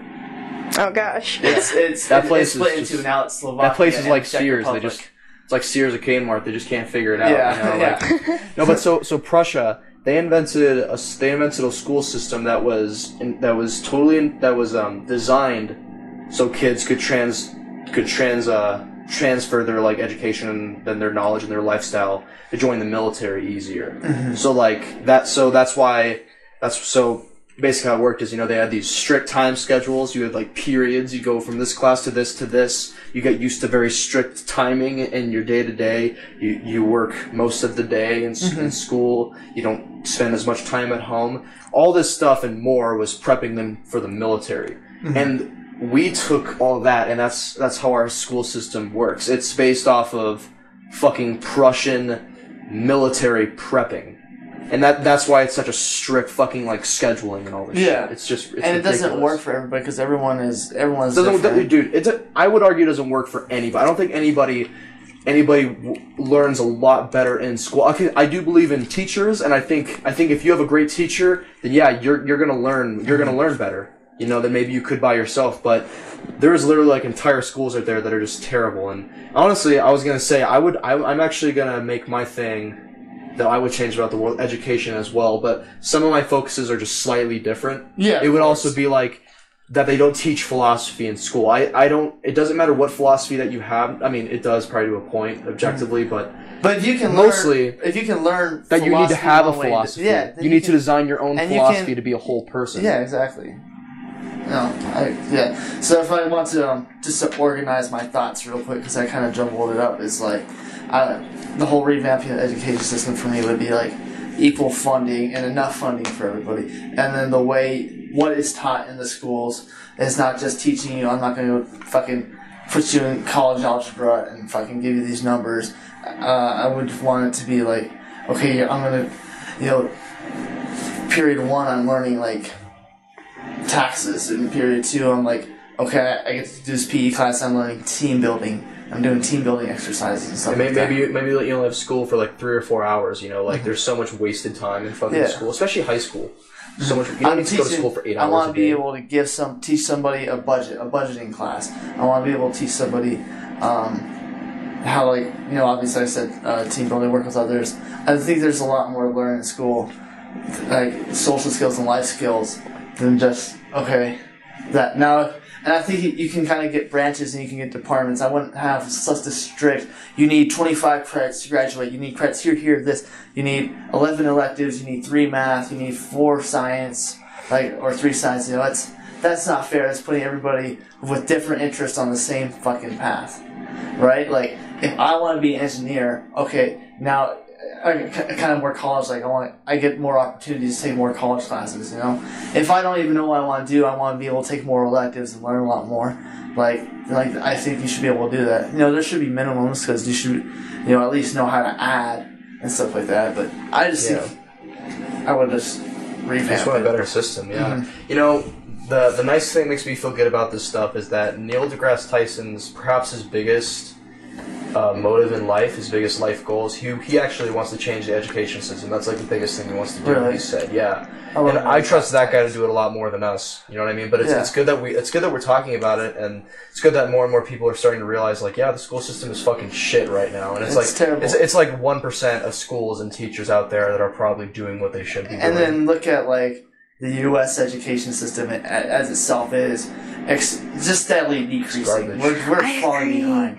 Because something that I realized is obviously there's been like a lot of teacher strikes and stuff going on just in 2018. Because they're not getting paid enough, which is what you were saying. Exactly. And maybe we should pay teachers more, but we should have more qualified teachers. Exactly, because I was talking to some people in my department, and they were actually trying to get into education with a minor in geology, so they wanted to teach earth science. So they pretty much focused on the education major, but in order to be qualified to teach earth science, they only needed 4 geology classes, which I don't think is enough to provide enough information. You feel like that person's not going to be qualified to teach somebody else. Yeah. It feels like a fucking loophole. Exactly. It's just like for somebody who's like, I want to be a teacher. Oh, I only need to take 4 classes to do it in this field that I don't care about. Oh, cool. I bet that happens a lot of the time. People are like, oh, yeah, I mean, this is quicker than teaching the subject that I want to teach, like, to get all the qualifications, so they end up doing that and hating it. Or, like, people that are like, yeah, I want to be a professor, and they settle for teaching middle school, and they hate it. Like, there's so many awful middle school teachers, and I can kind of see why. Like, they probably got into teaching, like, yeah, this is gonna be great, I'm gonna reach these kids and teach them and send them off into life better, and then they get to middle school, and they're just a bunch of horny, awful people, and they're like, oh my god, fuck these I think kids. if I was to teach, I would want to teach high school, because I just feel like I can connect with high school students, like, more than I can connect with, like, kids going through puberty or kids who don't understand the world. But it's so important to teach those kids, too, and it's like, is. man, we should all just value teaching so much more. Like, I swear that parents view fucking school as daycare now, and that's like, that's like, mostly I get rid of my kid for all day. Yeah, and then, like, we were talking about the decline in the United States. Well, part of it is kids fucking hate school. I was just talking about this with, you remember Tanner? Mm-hmm. Yeah, we hung out last night and today. Yeah, it's the first time I've seen him in years. And we were talking, I was like, yeah, man, high school was pretty funny. He was like, fucking hate it. I was like, okay, well, yeah, school sucked, but the time outside of school was good. But to go back, school sucked. Kids fucking hate it. They don't want to fucking go. School should not be a place that kids don't want to fucking go to. You know, I should be excited to fucking go learn. I should be excited to be like, hey, I have this great opportunity in front of me to like improve myself. Unfortunately, we start to associate those bad feelings of going to school with our education. So then our brains don't separate these things. It's like at a young age they go, okay, yeah, I hate learning, I hate education, I hate this. It's like we don't value that shit. I was like, now kids are skipping school. I can't tell you how many times I skipped class junior and senior year. It was a fucking lot. I skipped my ACT. I fucking didn't go to school the day they gave us ACTs. That's how much I didn't care. And they had to make up ACT tests. I skipped that too. Yeah. Given it was unintentional, but I did not give a fuck. I was like, oh fuck, I missed the ACT. Do I care? Not really. Yeah. So, it's just, I guess it's something I'm a little passionate about right now. But yeah. Dude, because of that though, because of how much that when I started tripping, especially, I started to realize, like, yep, I love learning, but I hate school. So what I discovered was that there's something called deschooling, which is like a big thing now, where people are starting to homeschool their kids so they can deschool them, and they can just like basically like love knowledge and love education, but without the hate for school. It's to reduce it down, because it's decently convoluted, but to reduce it down to one thing, it is sort of what I was saying about like separating the fact that school sucks, not valuing your education, not valuing learning, Yeah. So yeah, but hopefully eventually, like, schools will share more of that philosophy too. Yeah, I hope there's change. And it sucks because there have been times where it's like, talk about fantasy before. I fantasize like starting my own movement and like talking to people across the world about a whole bunch of stuff. That's part of the reason why I'm so glad we do this podcast. Is something like I can vet these thoughts out right now and stuff and voice them, and hopefully the right people hear it, at some point in time. I'm selfishly glad to talk to someone like Janet, because, like, again, it's like, I have all these thoughts in my head, but I don't have all the facts yet, and Janet, you've been able to, like, helped me solidify some of my things, some of my convictions, and understand certain things better. Yeah, I don't have a lot of friends who meditate and stuff, just even that, or do yoga, and so I have a lot of questions like that. Like, for example, why do you meditate? Like, and how did it happen? It actually kind of happened because of my friends in college. Because my freshman year, I pretty much just hung out with the people that lived, like, in my dorm area, because it was, like, freshman housing, just so freshmen could get to know each other. And a lot of my friends were really spiritual and stuff, so we would just hang out, and then sometimes we would just, like, go to each other's rooms and just, like, meditate together, and then just, like, kind of get the energy off of each other. So before you knew anything about it, what did your friends say that you could get out of it? Because I don't know if you reacted to the idea of meditation the same that I did. But when I first, was hearing, the first time I heard about it, I was just totally skeptical, whatever. But later, still skeptical, I started to hear some of the objective benefits, and I'm like, okay, yeah, I'll give this a try, but I need to know that I'm going to get something out of it. That's just the way that people are, kind of, Yeah. Part of that's probably the consumer thinking, but it's like, I better get something out of this, so I'm just going to sit down and do nothing for 5 minutes, So, like, what stuck out to you initially? Like did a friend say, like, oh, yeah, you'll be less stressed, or it feels good afterward, or something like that, So, a main thing for me is that I have, like, anxiety, depression, and insomnia. And, like, insomnia is, like, a really big thing for me. Yeah. And I realized... Makes everything else worse, right? Yeah, exactly. But I realized I don't need that much sleep to actually function. She considers herself one of those super sleepers. Have you ever heard of that? She might be. You know what a super sleeper is? No. Like, you I'm skeptical already, but... Yes, I'm extremely skeptical. I almost don't believe it, but she'll vouch for it. It's pretty much people who only need, like, 3 to 4 hours of sleep a night and still be fully functionable. Because I realized senior year of high school, I was doing so much with my life, and I'm a procrastinator, so it's like everything just piles up at one point, and I would literally go, like, a whole week just off of, like, 2 hours of sleep a night. And I was still taking my AP test and, like, everything, and I was doing fine. So that's why I think I'm a super sleeper. But, I would just make sure it's not damaging your health. I mean, I feel like there probably are those anomalies, but it's probably worth making sure that you actually are ones you're not.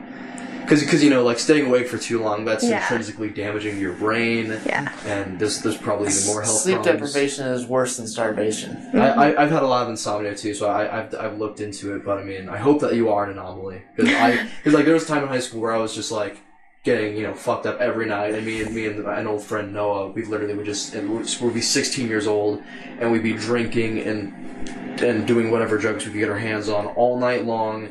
And it was like a contest to see, like, oh, well, I could get more fucked up than you. And then we'd go to school the next day, and I'd just sleep in class. He wouldn't, though. He was maybe like you. He could just stay up and do everything.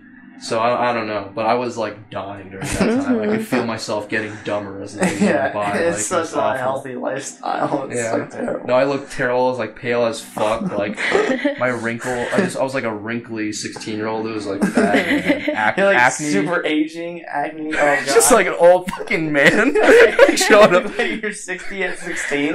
It's a TV show, 60 at 16. Oh, here's another one. Man. We're gonna be rich. We're gonna be famous. Okay, sorry.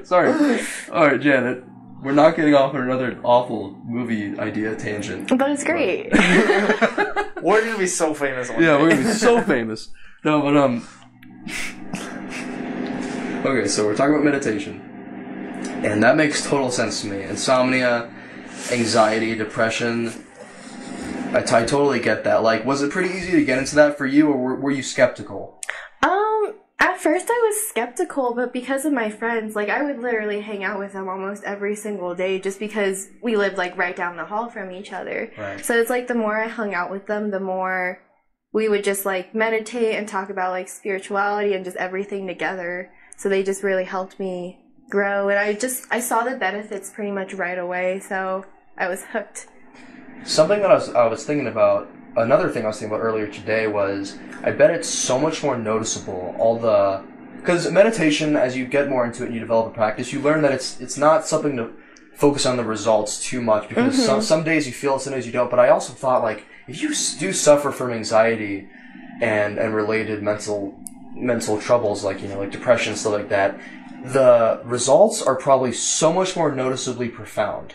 You know, because especially if you're just anxious all the time and that meditation is like, you can feel it bring you back down to earth. Because that's what it is for me. You know, like I was super skeptical. I didn't have friends that meditated, but I started to notice that once I could build a practice and even get myself to 5 minutes in the morning, like I was just so much, like it was so noticeable how much better I was in the day. And even just right after the meditation, I was like, oh my God, like I just came back down to earth for the first time in like 10 days or something. Like it's so noticeable because I'm such an anxious guy. And yeah, I would bet that's probably why it works so good for you, and you're able to notice it so much. You know, if you do suffer some anxiety, and it's so much better than just like taking antidepressants. You know, anxiety medication. Like I don't know if you went through that whole spiel.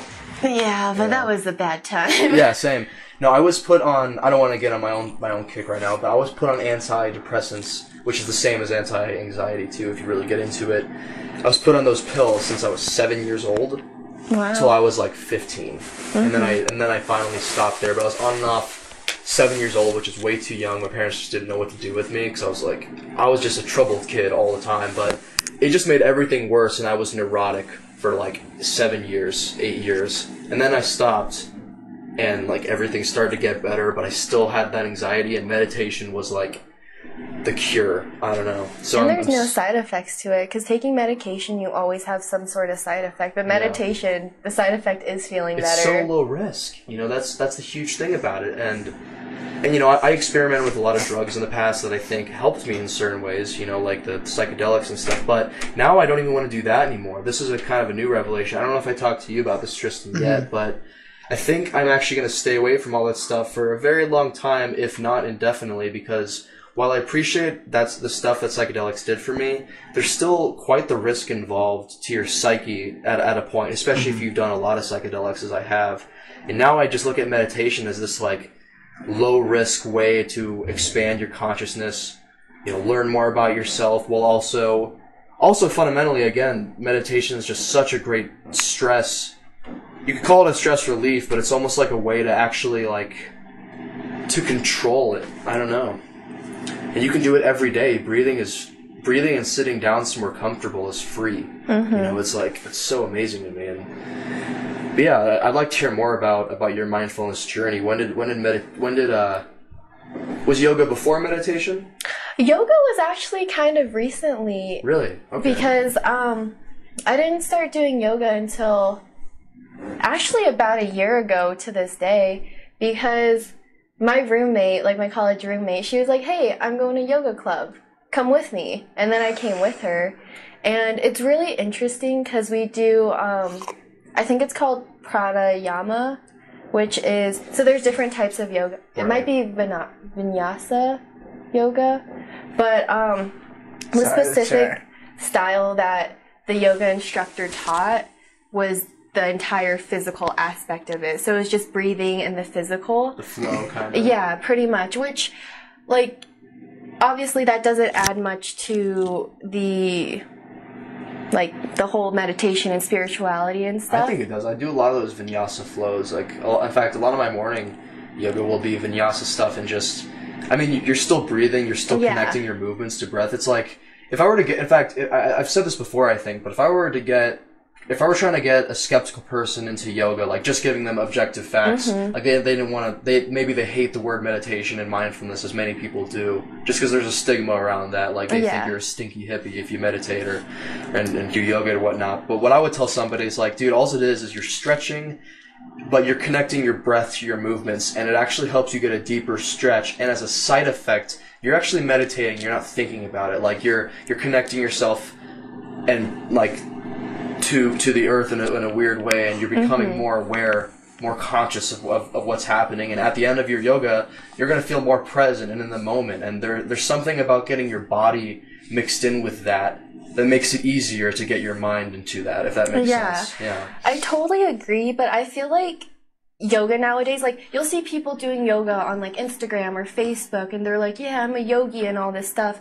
But really, I feel like they're not using yoga for what it's supposed to, because yoga actually started off as meditation before it became the physical.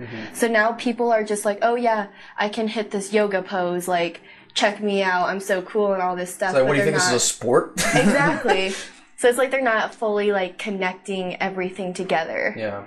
And just last semester, our last yoga class of the semester last year, like at yoga club, but we had a special guest instructor, low-key because we didn't have the funds for the normal instructor, but the special guest was actually our sponsor, because each club at school has a sponsor, which is just a professor that like is interested in what the club is about. Mm-hmm. And it was really, really cool because I don't know her name, but she actually teaches music at my school. And she said that she spent like 16 years in India, like learning from an actual person.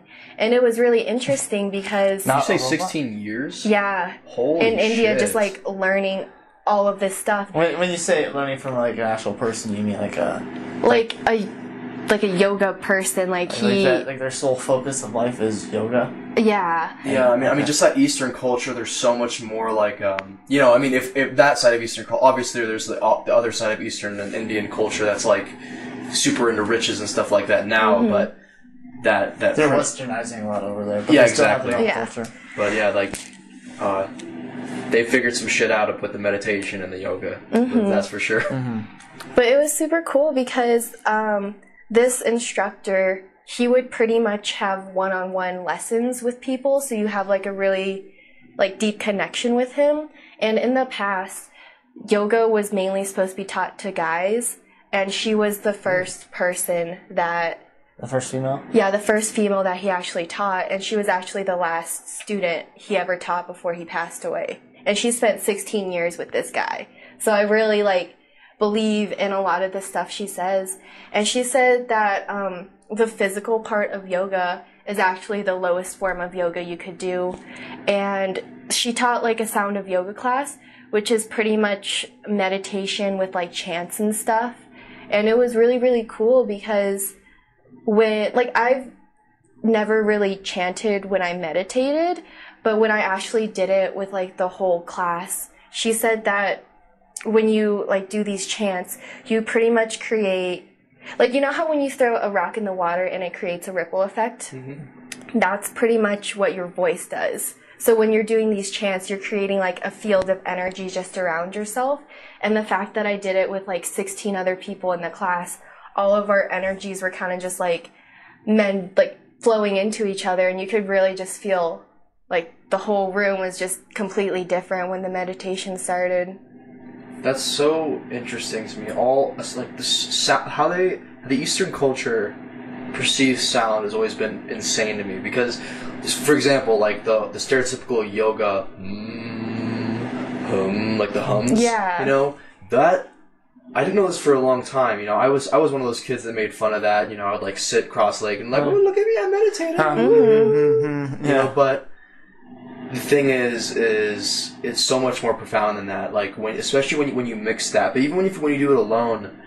So I discovered this weirdly because I remember I was sitting on my ex's lawn trying to paint a picture to remember it. I was like meditating, and I decided to do those hums because I had learned it from a yoga class, because that's how we ended a session of vinyasa flow one time. So I was like, okay, I'll start doing that. And as I was doing it, it just felt like I was. This is like the most spiritual I'll ever get. You'll hear me say, because I'm pretty skeptical, but it was very weird for me and almost too coincidental to be a coincidence. But I was like breathing, I was doing the hums, and then my hums I felt like just like did sort of like mix with a lot of things. It felt like it mixed with the wind when I was out there on the front lawn, and so I was like, okay, this is really interesting. That's weird that happened, and I didn't do that again for a long time because I'm skeptical and I was like too biased to really explore that more. But then I did that again like months later at a river in Cheyenne Mountain Canyon. I really remember this vividly because this was a magical fucking moment. I remember I was sitting near like a creek.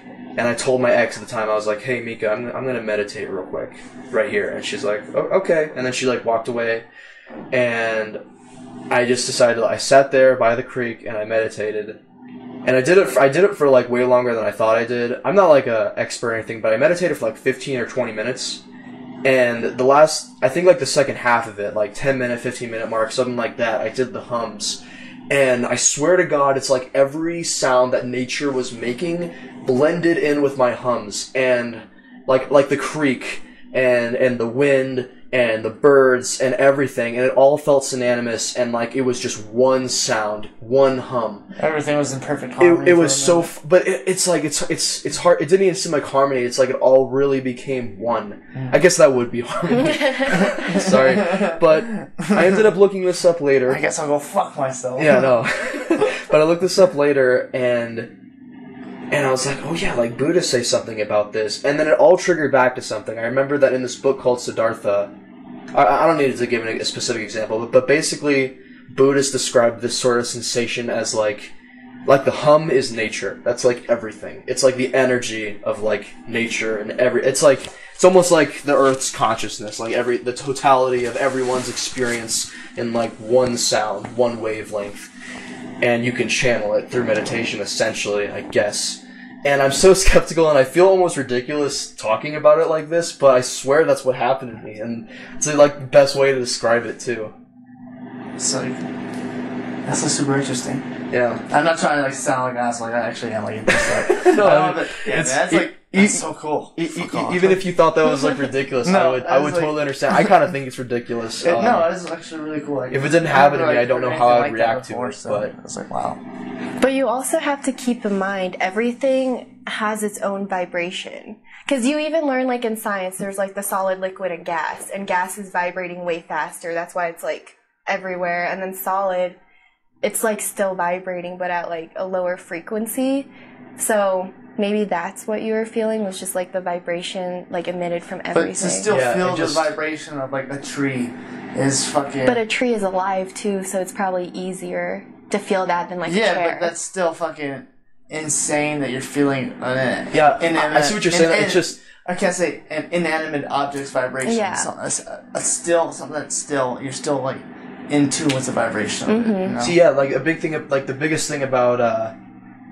kind of like how that person told you the yoga, I don't know what it's called, the professor from India or whatever, the master. The what? The master? The yoga master. Yeah, the yoga master. Them saying that, you know, like the physical realm of yoga is the lowest form. That's the way I look at like how I'd explain yoga to a skeptic. I would say like, yeah, you know, here are the objective benefits. You're gonna sit there, stress relief, and this and that.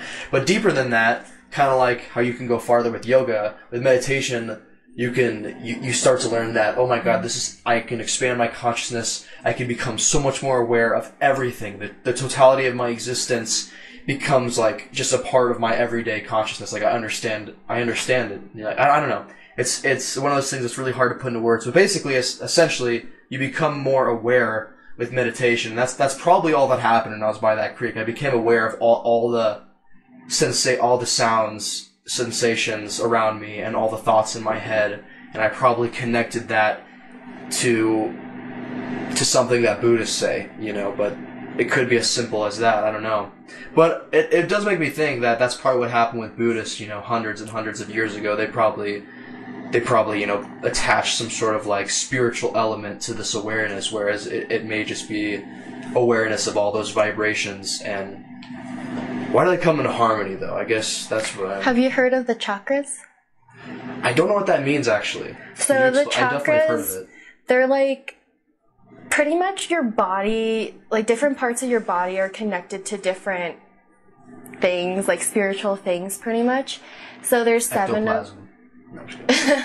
So there's 7 of them.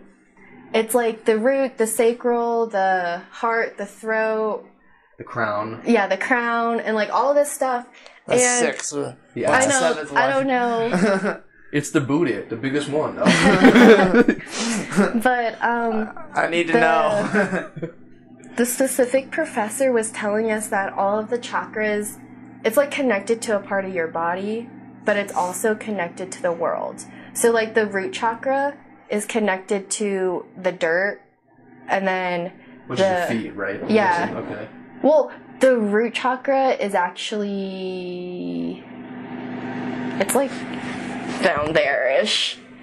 Yeah, okay, but gotcha. Everything is I'm lost on Here, let me pull up a chart. Okay. Yeah, no, it's the root chakra is down there. I actually have a guy in mind. Lays hands over entire lower body. So what the fuck, dude? We should really see if we could find somebody to do that. For us, like a fact checker. I mean, because we could also mic them up and they could be on the podcast. I know one guy that's talked to me about doing that kind of stuff before. Really? Just like, he wants to get into like audio production too, so he could be assistants in a lot of Even ways. so, and then he could also help with like producing and stuff too. Exactly, because eventually what we're gonna do, you and I, is get like an audio mixer where all the mics can just plug in and we can just have mics in front of our face and not worry about it. Yeah.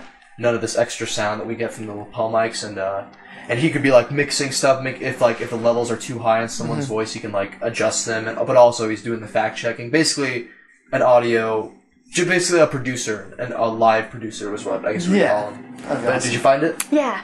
Okay, so it's the root, the sacrum, the solar plexus, the heart, the throat, third eye, and then the crown. So your solar plexus is like right here, or like your whole torso is. The solar plexus is your stomach. Actually, right. It's like your belly button, pretty much. Okay. Because your physical solar plexus is like right here, in between like your ribs, like I'm pointing. Yeah. And like all of those are connected to different elements of the world. So I know she said like one was connected to the dirt, one was the water, wind, air, like. Oh, weird. The Avatar that's different than I thought. The Last Airbender stuff. Yeah. Like each has like connects to a specific element of theirs. Okay. And she said once you reach the third eye, you can actually like start not seeing things, but you're way more open to these vibrations and stuff. And that would make sense with you, considering your psychedelic history. Yeah, and I didn't go too crazy with it, but I've also done meditation, but maybe maybe I did increase my awareness in some weird way. So that's why you probably felt like the water and like just everything like as one, because you finally. I watched a video on this recently about your third eye opening, and actually, what I hear a lot from most of you is it was like 10 signs of your third eye opening. Super interesting video, because the stigma to the third eye opening is kind of that acid stigma, right? You feel like a physical healing. Well, so I hate how people use it nowadays. There's like these like fucking, especially like, I'm not trying to single out like, I mean, I can't even single out a gender, no, but like, it's like, I feel like I've, at least in my experience, I've seen like especially a lot of, for some reason it's been girls in my experience who have come up to me, they're like, I tripped like tons of acid, my third eye open. No, there are guys that do this too, but I just have a few people in mind, I guess specifically. But so people nowadays will go like, my third eye is so open. I'm like, no, dude, you just seem like you're fried as shit. Like, exactly. Like this wasn't a spiritual awakening. You're just like, no, and that's exactly what it is, and that's what I mean by that's the stigma, and that's not really what it is. So what I was learning from this dude, I was like, because so I watched this video because I was having this weird issue, and I can't remember what it's called, but I would close my eyes, or if it was just pitch black, I would literally be seeing like faces, like people's faces, like that I had like just random people I've never met, but I can recognize the face, and I can and remember the place I saw them at. I saw that person at that bar. I saw that person down the street, and it's a random person. It's not like some sort of sleep paralysis, is it? Well, I wasn't. It was before sleep. And it is similar to it. I'm sorry, let me look up my phone real quick just to remember the term what it's called. It was super. I was like extremely nervous, like kind of seeing these things. And it's not the first time it's happened. It's actually happened on a few different occasions. And I was just having like raging anxiety almost from this. Like, I was like scared. Yeah, that sounds scary. It's scary, and but it was calm too, and it was super cool and interesting because it was like, okay, I'm seeing these faces, but it's almost like a ghost. Like when you imagine a ghost, like what they would look like, it was like a ghost of their face or whatever. Please let me. Yeah, if you want to go ahead and look that up. Jen, have you ever experienced anything similar to that? Like, I'm terrified of all that stuff, so I try to avoid it. Like, I really believe that ghosts and spirits exist, but I'd rather just like not deal with that. I don't know. I'm a really scared person. I'm paranoid at everything.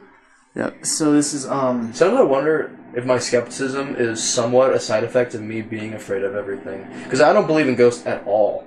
I don't. And part of me sometimes is like, man, You know, maybe you're not being totally... I mean, I just don't for some logical reasons, but part of me is probably, like, overly biased about them not being real, probably because it scares me. I don't know. This is, like, me just trying to realize it. But did you find it? Yes, so, what I initially thought it was it's this term called pareidolia. I don't know if I'm saying it correctly. Can I see it? What does that say? Pareidolia. It's super... Pareidolia? Pareidolia. Yeah, that's I think I'm saying it right.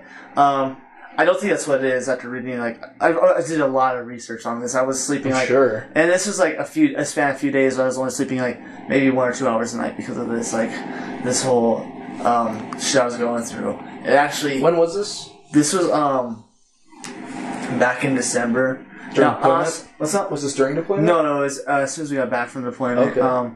It was only, like, a few days. It was kind of weird, everyone went on leave, so I was still at work, so I was just alone in my room for a few days, and I was experiencing it every night. It actually stopped when I finally reconnected with Janet, and we started sleeping together. The paranoia, the anxiety, the faces all went away the first night I finally slept with her. Good job, Janet. And it hasn't come back since. But right when she leaves, you're just going to Foggy Town again. Yeah, I fucking hope not. I mean, it's actually super. I'll just lay down with super you. cool phenomenon that. But pareidolia is it's when you see faces and things, just like inanimate objects. Like a car. Like if you see faces. That's one of the most common examples of it. Or like fruit. Like I see faces in that coconut. This is actually something completely different. Well, not completely different, but it's different because I'm looking in like pitch blackness, or my eyes are closed and I'm seeing ghost faces, and I never actually got a full 100% answer to like what this was, but they said one of the possibilities is a spiritual awakening. And I feel like I wasn't having anything like super crazy going in my life to really decide like that's what it is. But one thing leads into another. I'm doing research, and to circle back to where we were at the beginning, is I watched this video like 10 signs that your third eye is opening, and I feel like I actually did not line up with most of these signs, so I feel like okay, it probably wasn't one, but when we were talking about the third eye and the signal of it, like, and while you guys I see a lot of the same signs. I think the first one he says is the food that you're eating is a huge thing. When you change your diet and you're eating more like healthier foods and stuff like that, and you're trying to put good stuff into your body, that is like one of the main keys to seeing. It's like your third eye opening. It's been like 6-7, like about 5-6 weeks since I watched this video, so I can't remember one of them, but that is one that did stick out. And it's but basically like what I gathered from the video is when you start opening your life up to a more positive and influential lifestyle, it's not like the crazy stigma that you get from like acid, from like people who are fried and like, oh yeah, bro, my third eye is totally open, so I tripped 6 times. Yeah, it's like when people come at me like that, I'm like, okay, so like, what have you transcended to in the day-to-day? They're like, oh man, smoke more weed, I can do all this shit. But it's like, so it's like transcendence becomes like a big theme in my mind if someone were to ask me about the third eye. Unfortunately, I don't even use the language of the third eye anymore because it's so stigmatized. I wish I could, because I think it's a good analogy. But I learned a lot from it. I actually learned like the third eye is not like that depiction of it from like through acid. I think acid is a good way to kind of open it up and like kind of like start peeking. It's like a shortcut.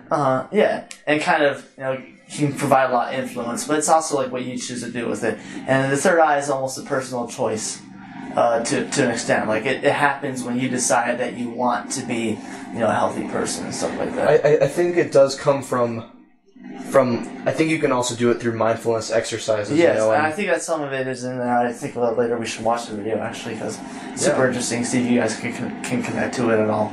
Right.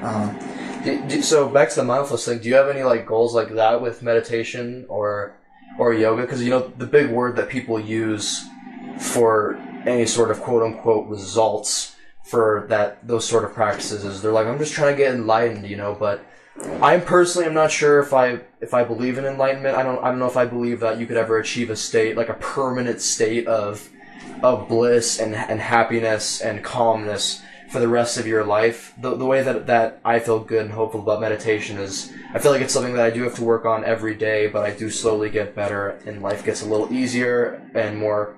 Not that life gets easier, but I get better at managing my response to it, if that makes sense. Mm-hmm. But I don't know. Do you ever look at like end games with meditation, or do you think maybe you could get enlightened, or do you see it as like a daily practice that you're gonna have to do?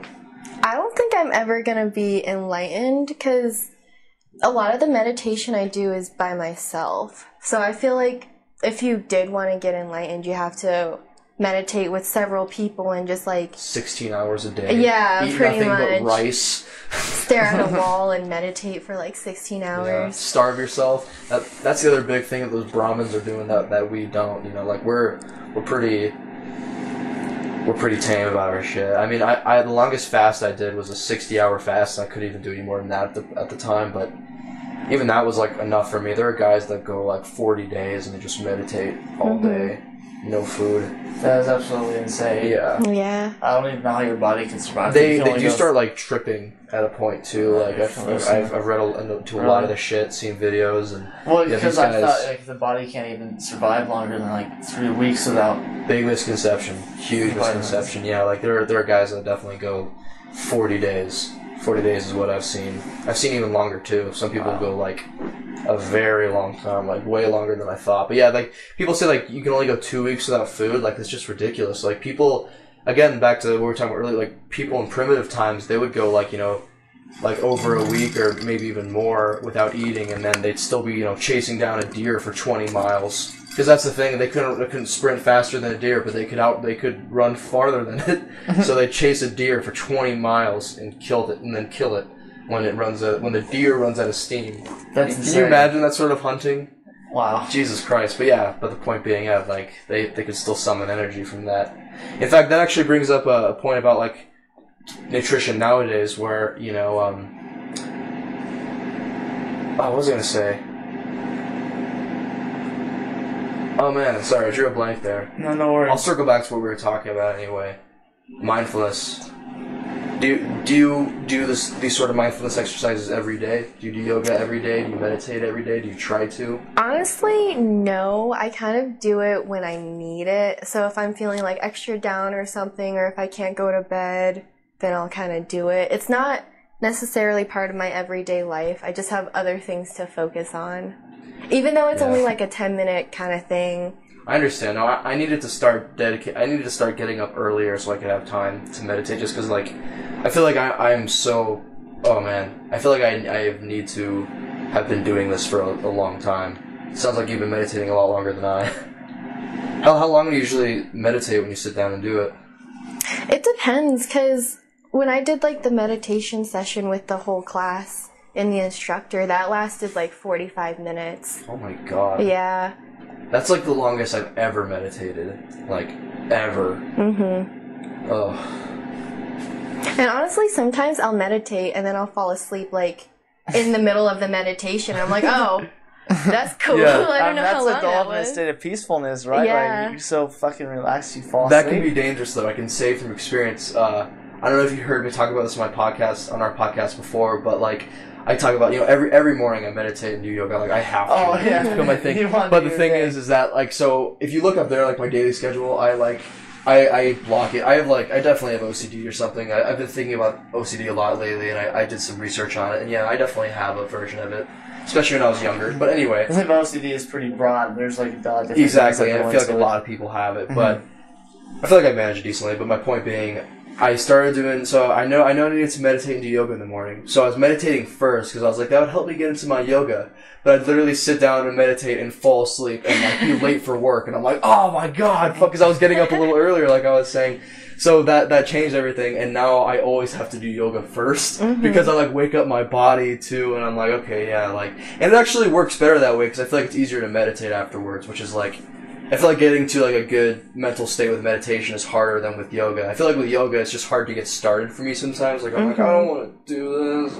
It's going to hurt. And then I start doing it, I'm like, oh yeah, this is amazing. And then it's so easy to meditate after that, because I've already like found my breath and yeah, I don't know, got into that mindfulness mental state. So, man, I wish I could just do it when I needed it though, because it does some days feel like a chore, But if you do it for 27 days straight, it'll become a habit.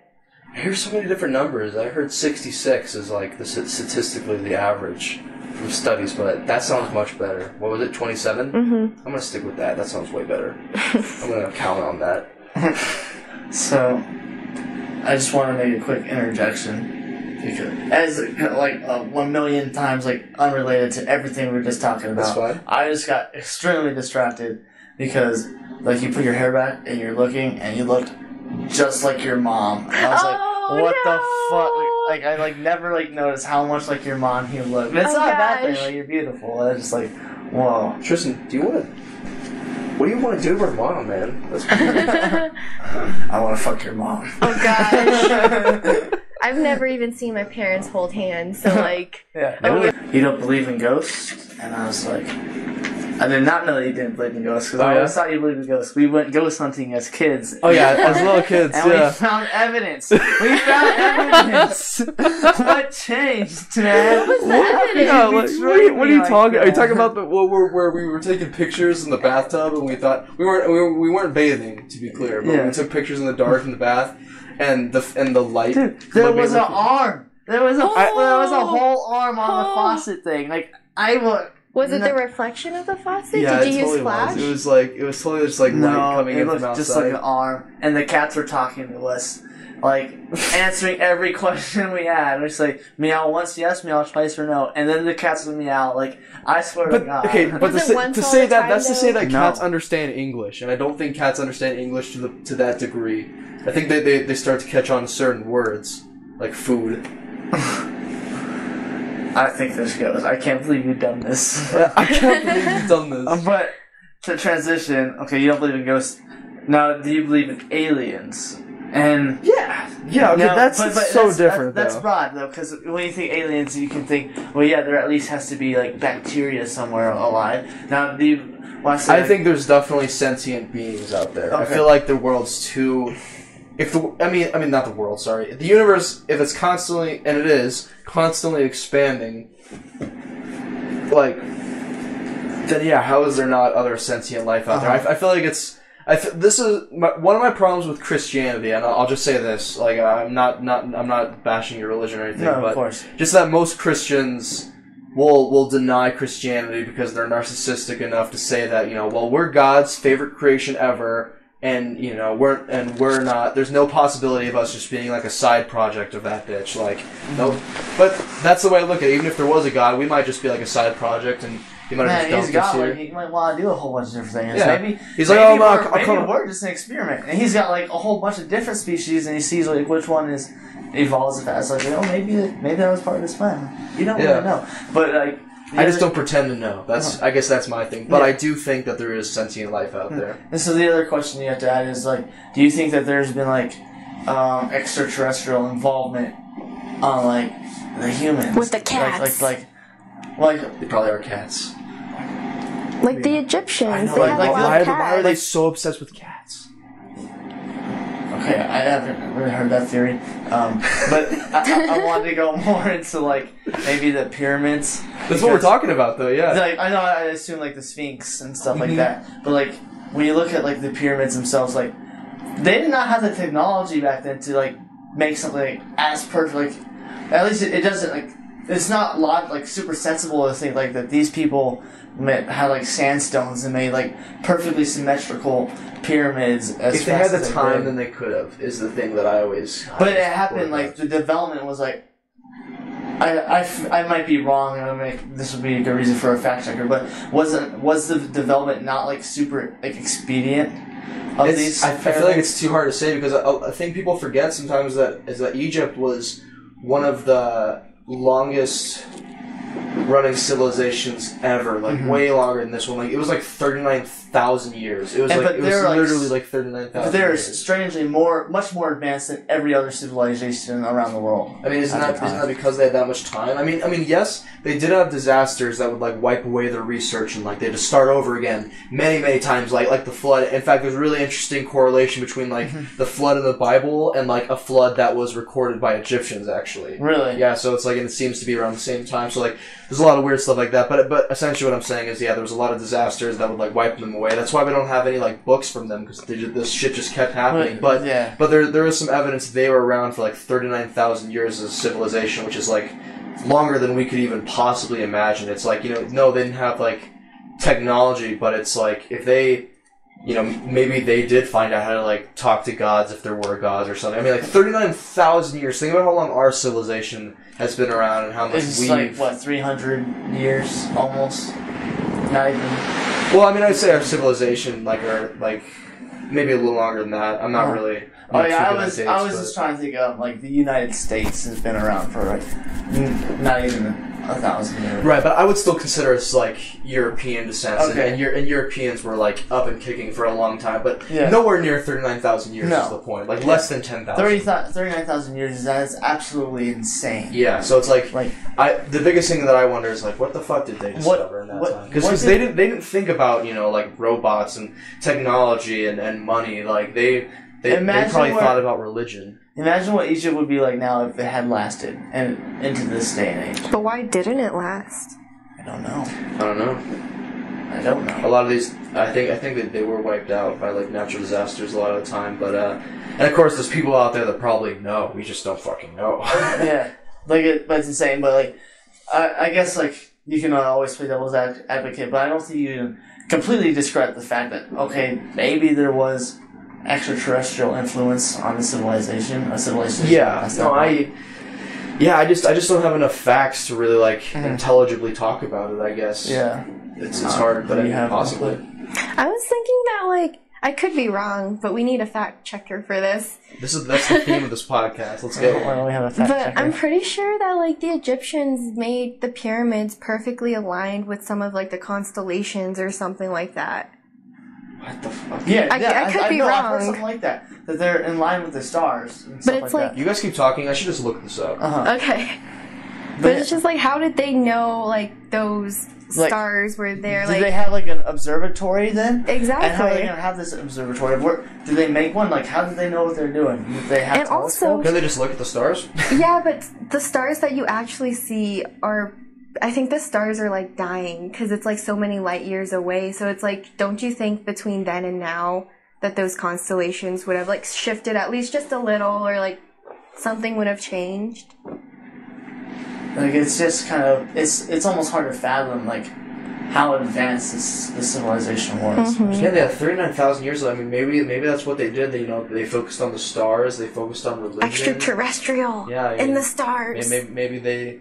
Who knows? But who's to say In 39,000 years, I mean, something plausible to me could be like they were visited, and because like the thing that comes to mind is like either we've already been visited by extraterrestrials or we never will be because they won't have the technology. So it's like if they have though, then maybe they talked with the civilization that's been around for so long, and Maybe they visited them, they inspired them, they became their sentient gods, and then they probably thought they had to devote. I wonder like how many hieroglyphs there are maybe talking about anything related to this, because I feel like somebody would have to record it. Egypt is so fucking interesting. Like it's fucking interesting. insane. Have you heard of the Book of One? No. So I heard about this in high school, and it's a huge book, like I think like 1,000 pages, if not more. But it talks about basically like the connections of aliens and then life itself. I haven't read it. We actually talk about this more when we have Zach on the podcast because I think he has read this. But it does start to talk about how it specifically states how the tips of the pyramids. Are you okay? Is it your context? Yeah, I just can't see. Okay.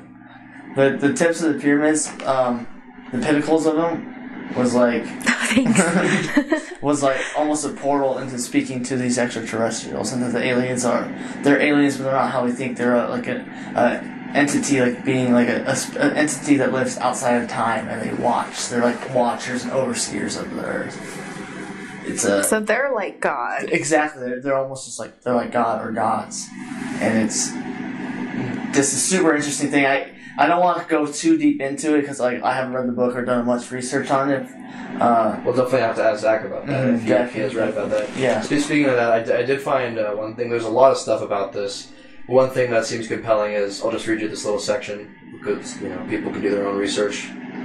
but it says studies have been made and were suggested by Robert Bauval, author of the Orion Mystery, that the shafts emanating from the king and queen's chambers align to... Wait, am I reading the right section? Oh yeah, align to particular stars of great symbolism. While the northern and southern shafts from the queen's chamber did not extend all the way to the exterior of the Great Pyramid, as construction was believed to have been abandoned midway, Bauval reconstructed the image on his computer and concluded that the northern shaft had actually aimed at the star Kokad, a star associated by the ancients with the immortality of the soul. Oh, snap. That's insane. The southern shaft, on the other hand, corresponded to Sirius, associated by the ancients with the cosmic mother of the kings of Egypt.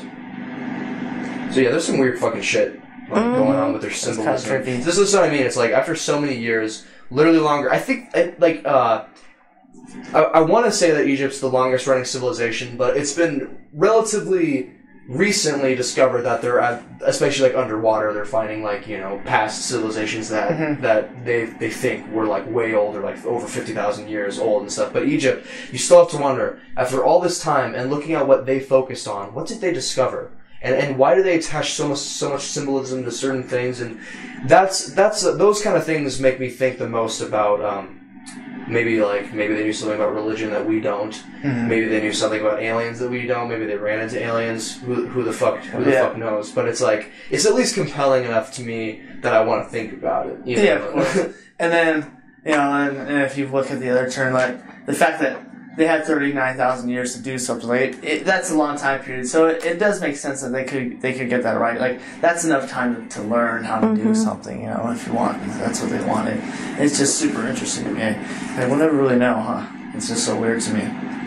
But I don't know. Well, I'm looking it up online, and now it's saying that it was only around for 550 years, so I hope I'm not just totally wrong. Well, Jesus. 550? I don't think that's right. Yeah, I feel like...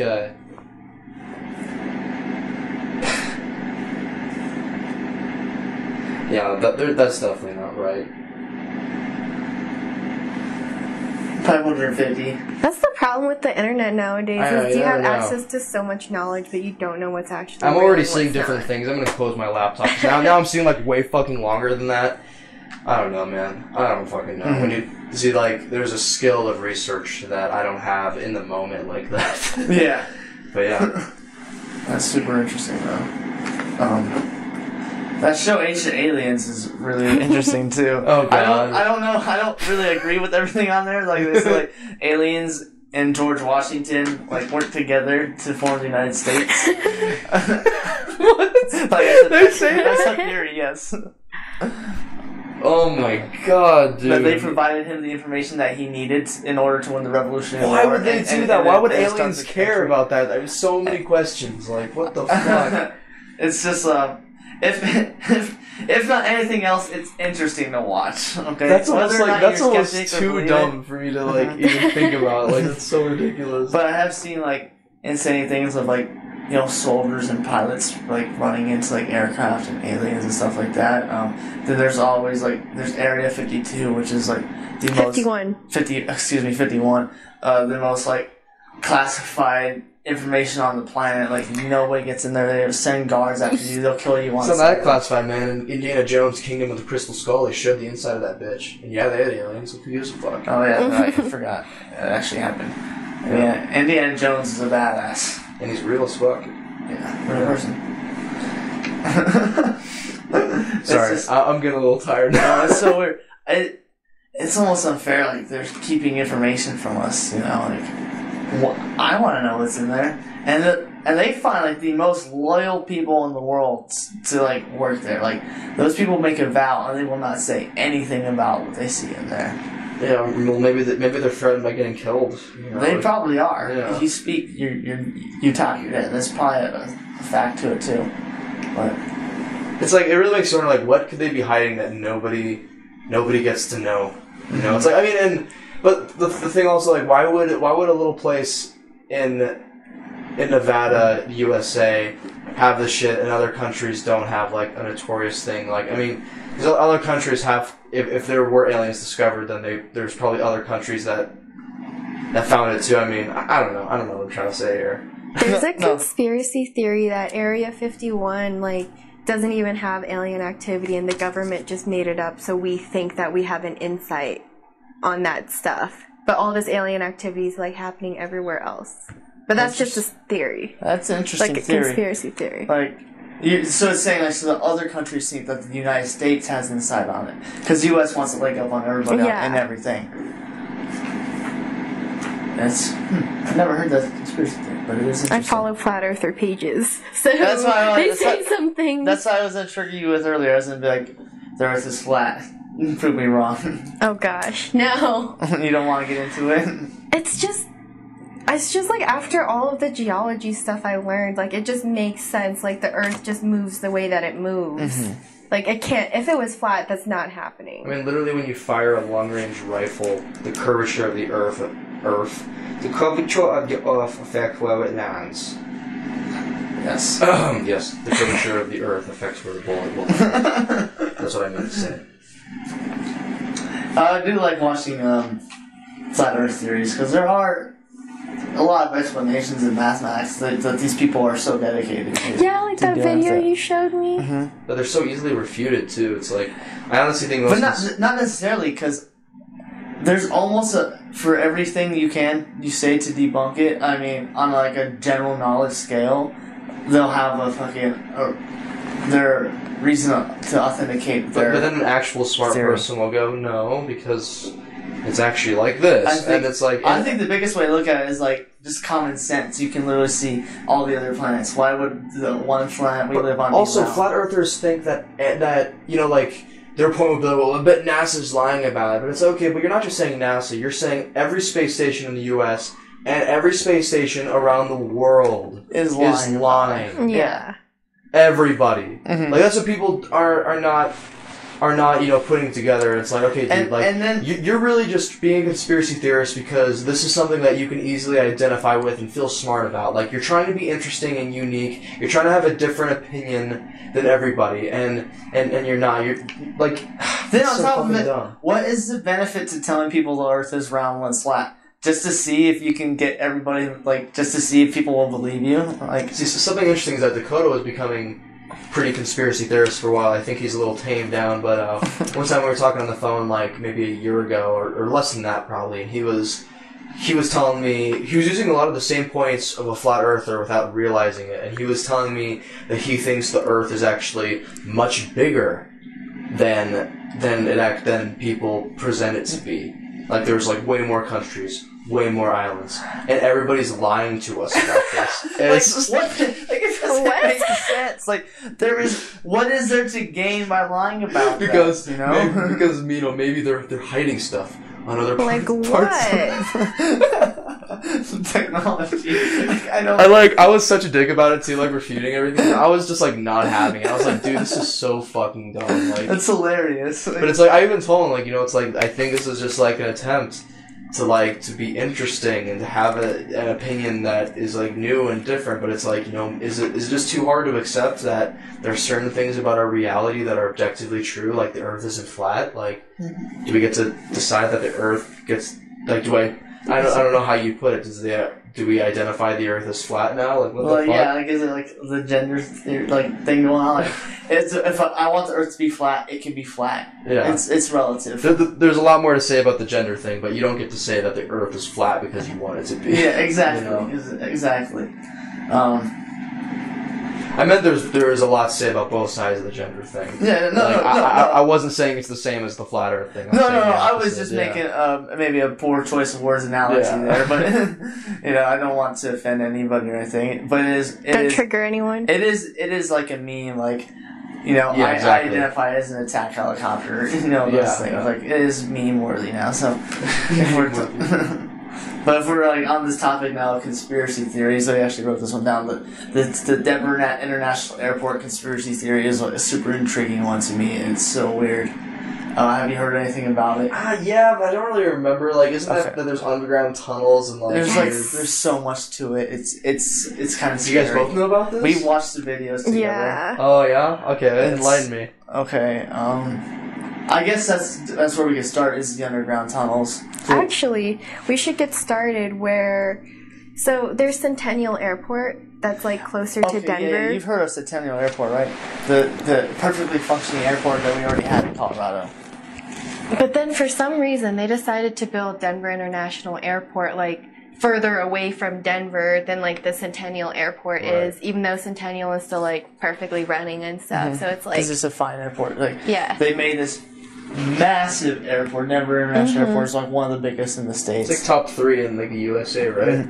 I don't know if it's top 3. It might be. I know I think Atlanta's number 1. But I'm not here to discuss the size of the airports right now. But it's just kind of weird. You're like, why? Like, what is the point of building this? You have a perfectly fine airport. Now they built this one even further away from the city, and it's huge. It's absolutely massive. But if I want to play devil's advocate, Denver is literally the center of the United States. It is an international hub. It's one of the most you have some of the most layovers there. Most often if you're going, there are probably reasons why it would make sense. To put it there. Like why you need a huge airport because there's But how so come much they travel didn't in and out just of tear there. down the walls of the old airport and build it And right expand there, or upon just it? expand it? Yeah. Like I don't know. Like I guess they want a specific location. But the location is literally so far out. Yeah, 'cause, like away from the city. yeah, exactly. Why? It's not Away even from the in city. Denver. No, it's not. It's Aliens. all makes sense. It's for the aliens. And so now you have it. Now the weird part is if you look at Denver from a top-down view, the shape of the airport and the way it's run, like the terminals and the runways and everything, is the same shape of a swastika.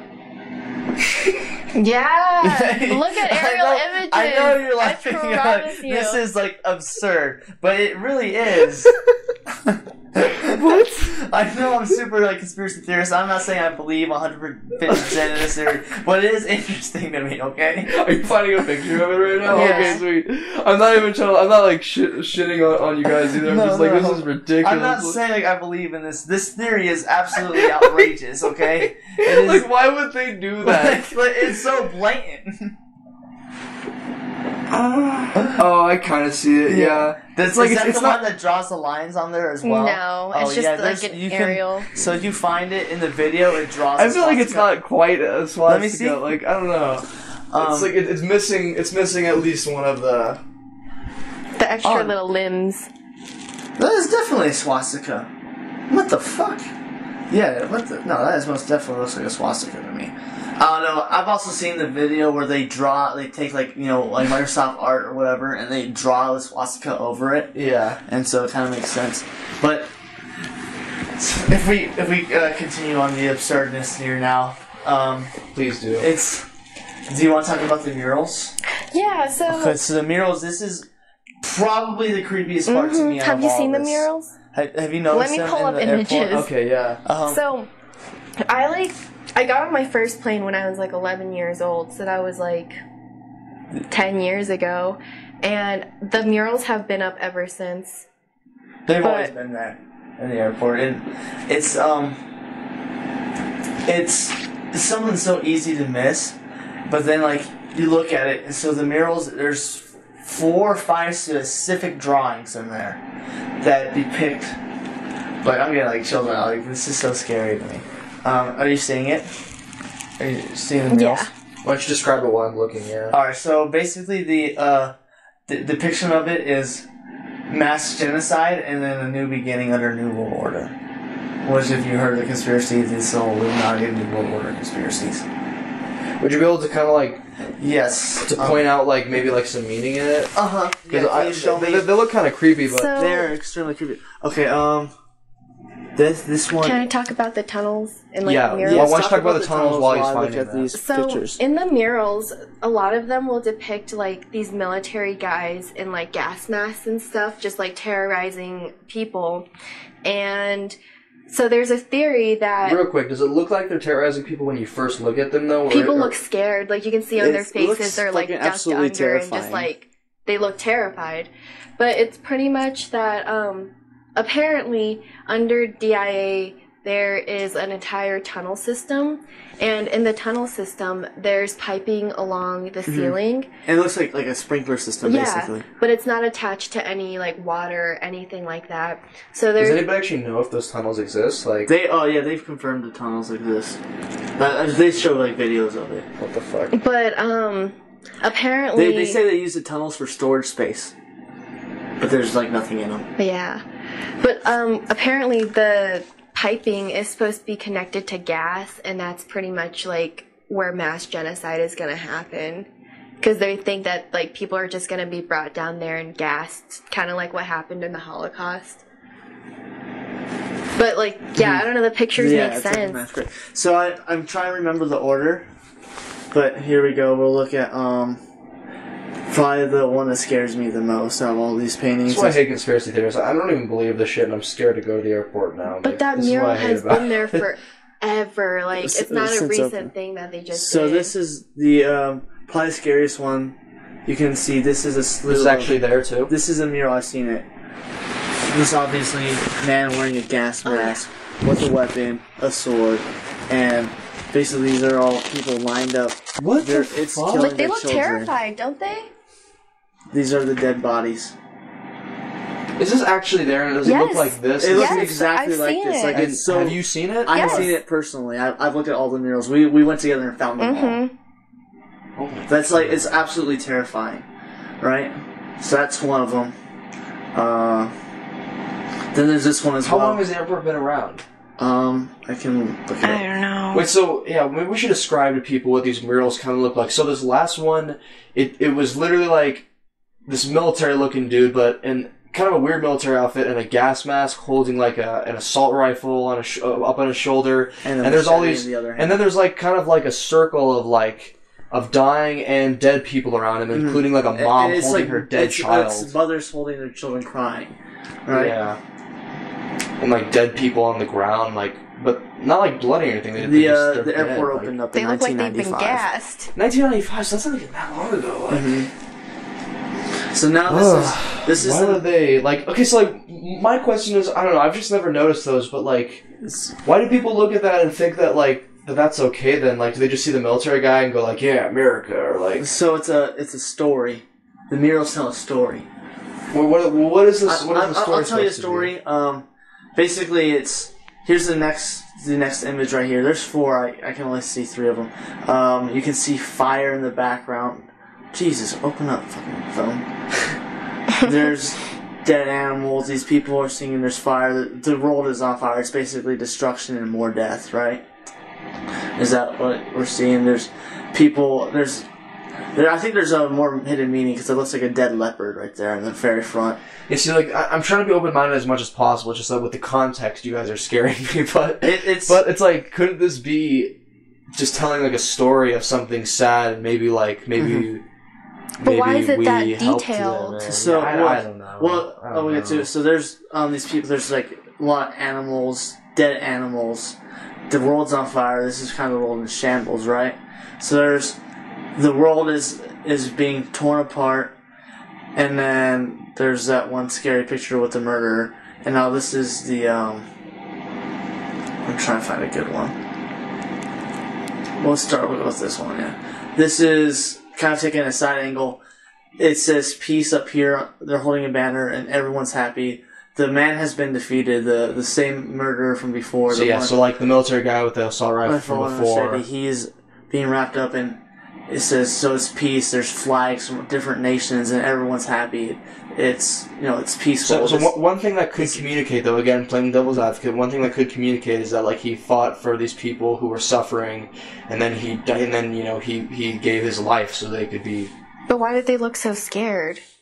Well, because maybe they're in this terrible situation, and then there was the military guy just to fight, just for the debunk. Yeah. You always have to I have to play with that. And I'm not saying I believe in this, but it is kind of a creepy thing. But it says peace, and then it's all these different nations finally coming together and being happy. Right? You see a British flag, there's a Israel flag, a Jamaican flag, American flag. So the whole story to it is.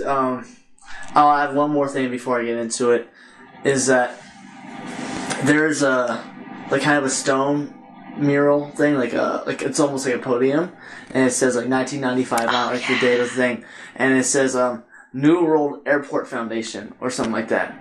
The only thing about that is the New World Airport Foundation or whatever it's called. I don't know if it's foundation, but it's the New World Airport. It's the first 3 words of the thing. It never existed. There's no such thing as a New World Airport Foundation. There never has been one. Or Confederation, that's the word. It's New World Airport Confederation. And that's not a thing. That doesn't exist. It never has existed. There is no such thing as New World Airport Confederation. And now you look at it as, sorry, I lost my train of thought real quick. Now you take it back to the New World Order, and their agenda is to condense the population and start a new confederation under their own, like, laws, with a much smaller population, because you can control the population with a lot less people. Out. Mm-hmm. Exactly. So now you're looking at the murals as depicting the mass genocide of these people, and then new, smaller population of people restarting new beginnings from a more controlled fucking government, the New World Order.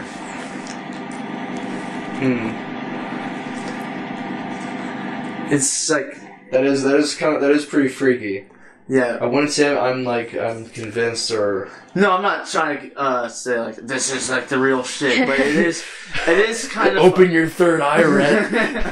Don't ignore what's real. It's right in front of you, man. You know, it's super weird. It's common knowledge, come on. It's like, don't run from it, accept it. You know? But that's, like...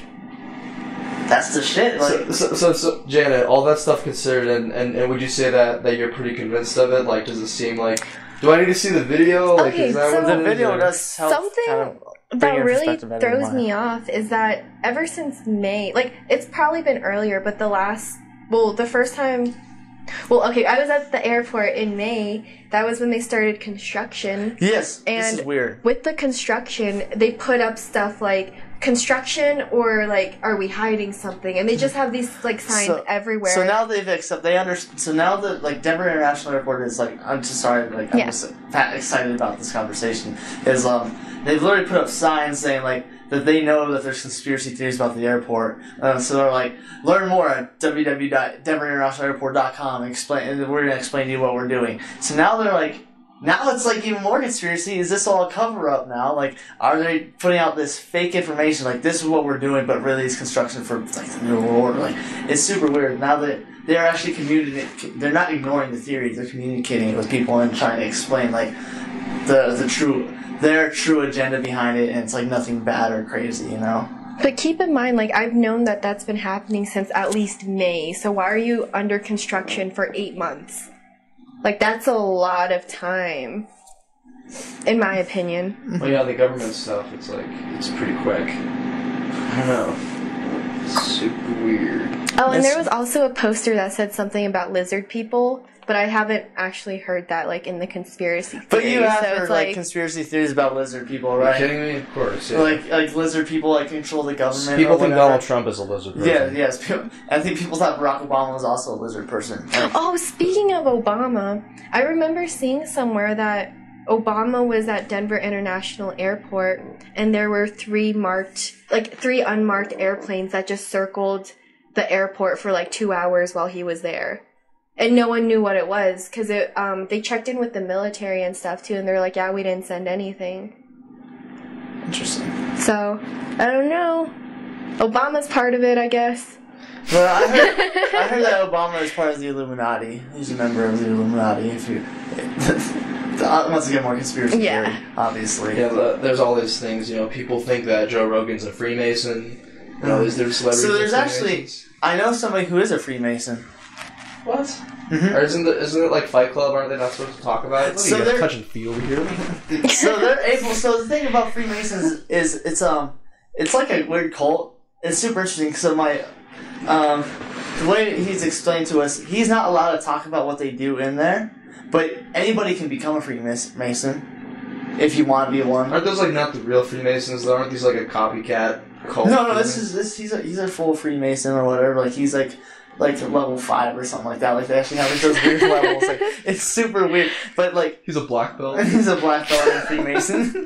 No, it's weird. So I'm asking him these questions about it. I was like, so do you know like about the Denver International Airport? And he kind of like shrugs his shoulders and like gives you that look. He's like, I'm not allowed to talk about this stuff. He's like, oh my god, I feel like this is like a group. It's sort of like any sort of like religious cult or something. It is like super religious cult. But I feel like what I'm saying is I feel like a lot of those religious cults are debatably everyone. There's like a guy at the top who's a little bit smarter than all the guys at the bottom, and he's like, yep, yeah, you know, I'm a Freemason. I'm like just my ancestors, but, you know, were with all those old politicians, and yeah, if you follow me and give me some money, then you could be one of me too, and I'll tell you all about the Denver airport. You know, yeah, it's like, but that is like it is a weird thing. It's kind of like I know it's a little sketchy, but like he's a lot better at articulating like how it works than I am. But I wish we could get him on the podcast, but he probably wouldn't talk about it. You know? No, he can't. What if we tie him up? He was like, I'm already telling you more than I'm supposed to be telling you. Like, you know, one of those things. He's like, I was like, I want to know. He's like, you just got to ask the right question. And what does that mean? So he's saying that if you want this knowledge, to become a Freemason, you have to ask your Freemason. You have to tell him and ask him like, how do I become a Freemason? I want to be a Freemason. And when you tell them that, they're like, come with me, man. And they talk to you. And they give you this whole information spiel on how to do it and what the process is and stuff like that. Like, there's a whole interview. What will they do if you told somebody? Do you think they would kill you? Is that? Don't know. I asked him. He said he can't tell us. Oh my god, dude. But I think like it's super important to them. Like what they're like to keep it secret. Like they have like a pride in it. Like they don't talk about it. Yeah, because like Mormons that's, like, do the same thing. They promise not to talk about. Like, literally, they're super Mormons can say they're Mormons, but they can't tell you anything about the temple. Yeah, it's their cult. personal thing. Like they're like, and you know what? And the other part of it is like, I went through this whole process so I can learn it. I can't let you off easy and tell you now. He's like, I made the oath and the promise not to do it. Did he tell you to become a Freemason? He told me they wouldn't accept me. Why? I thought you said anyone could be a Freemason. Anyone could be, but you. No. So anyone can go through the process, basically the application process of becoming a Freemason, but everyone gets accepted. They come do this whole like super. You might just be too smart, man. Maybe like to be manipulated. It sort of reminds me of like hypnotism. When you go to like the Renaissance Fair hypnotism show, and like you ever seen that shit? Yeah, so, they tried to hypnotize him. Yeah, so like a few of my friends went up there. A few of my like decently smart friends, and there was like all these people, and I was just like looking at them, and he's like telling them, okay, now, so what he started with, is he's like, first, I'm gonna have you guys all sit in these chairs, and I'm gonna cut a few of you guys off, like after a few tests, to see if you're susceptible to my shit, my hypnotism, or whatever. And I'm like, okay, already skeptical as fuck. And then he gets them to like do a few things, like lift their hand, and then laugh as hard as you want, and then like I could just tell like everybody was like trying, but then some people would like get into it and just let themselves.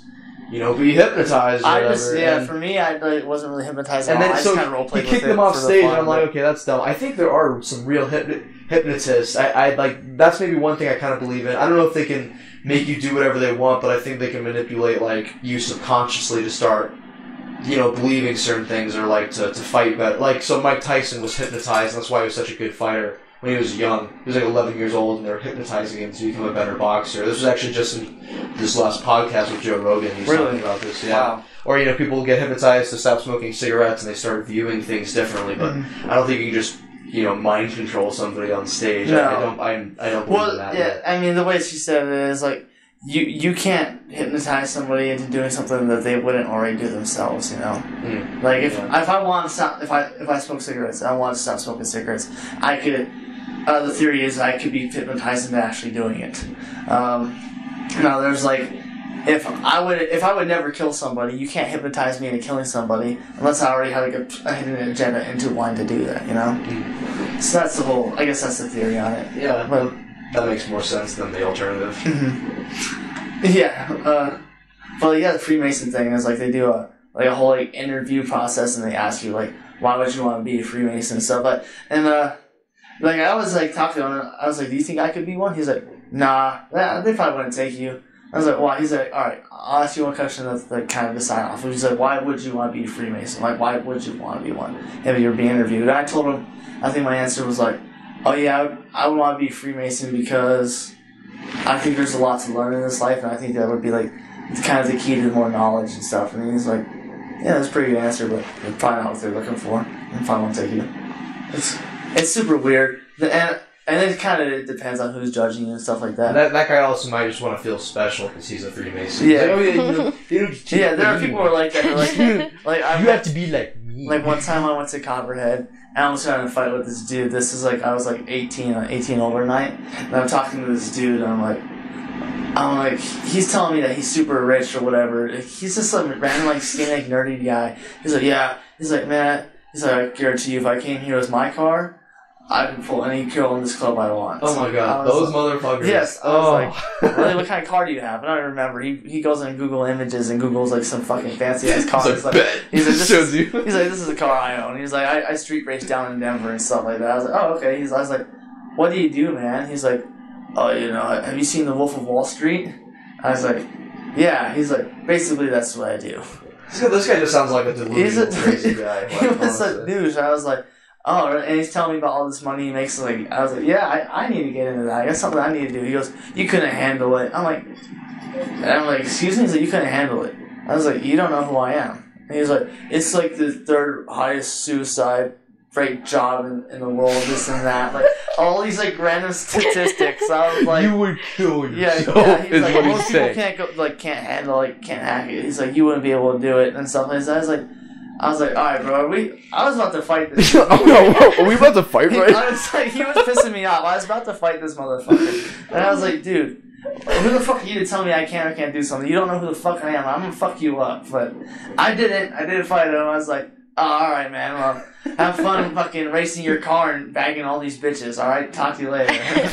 Well, I was like, fucking, you do you, man. But it was just like, fucking absolutely absurd what this guy was telling me. And I was like, there are people who are like that for no reason. I was like, if you have this much confidence to tell me that you can do something that I can't, that you street race a super fast car, this and that, yet you're standing up here on this ledge talking to an 18-year-old kid instead of trying to go talk to any girl in this club. I was like, where's that confidence in? I was like you're phony, like you're a fraud. Unless he's gay.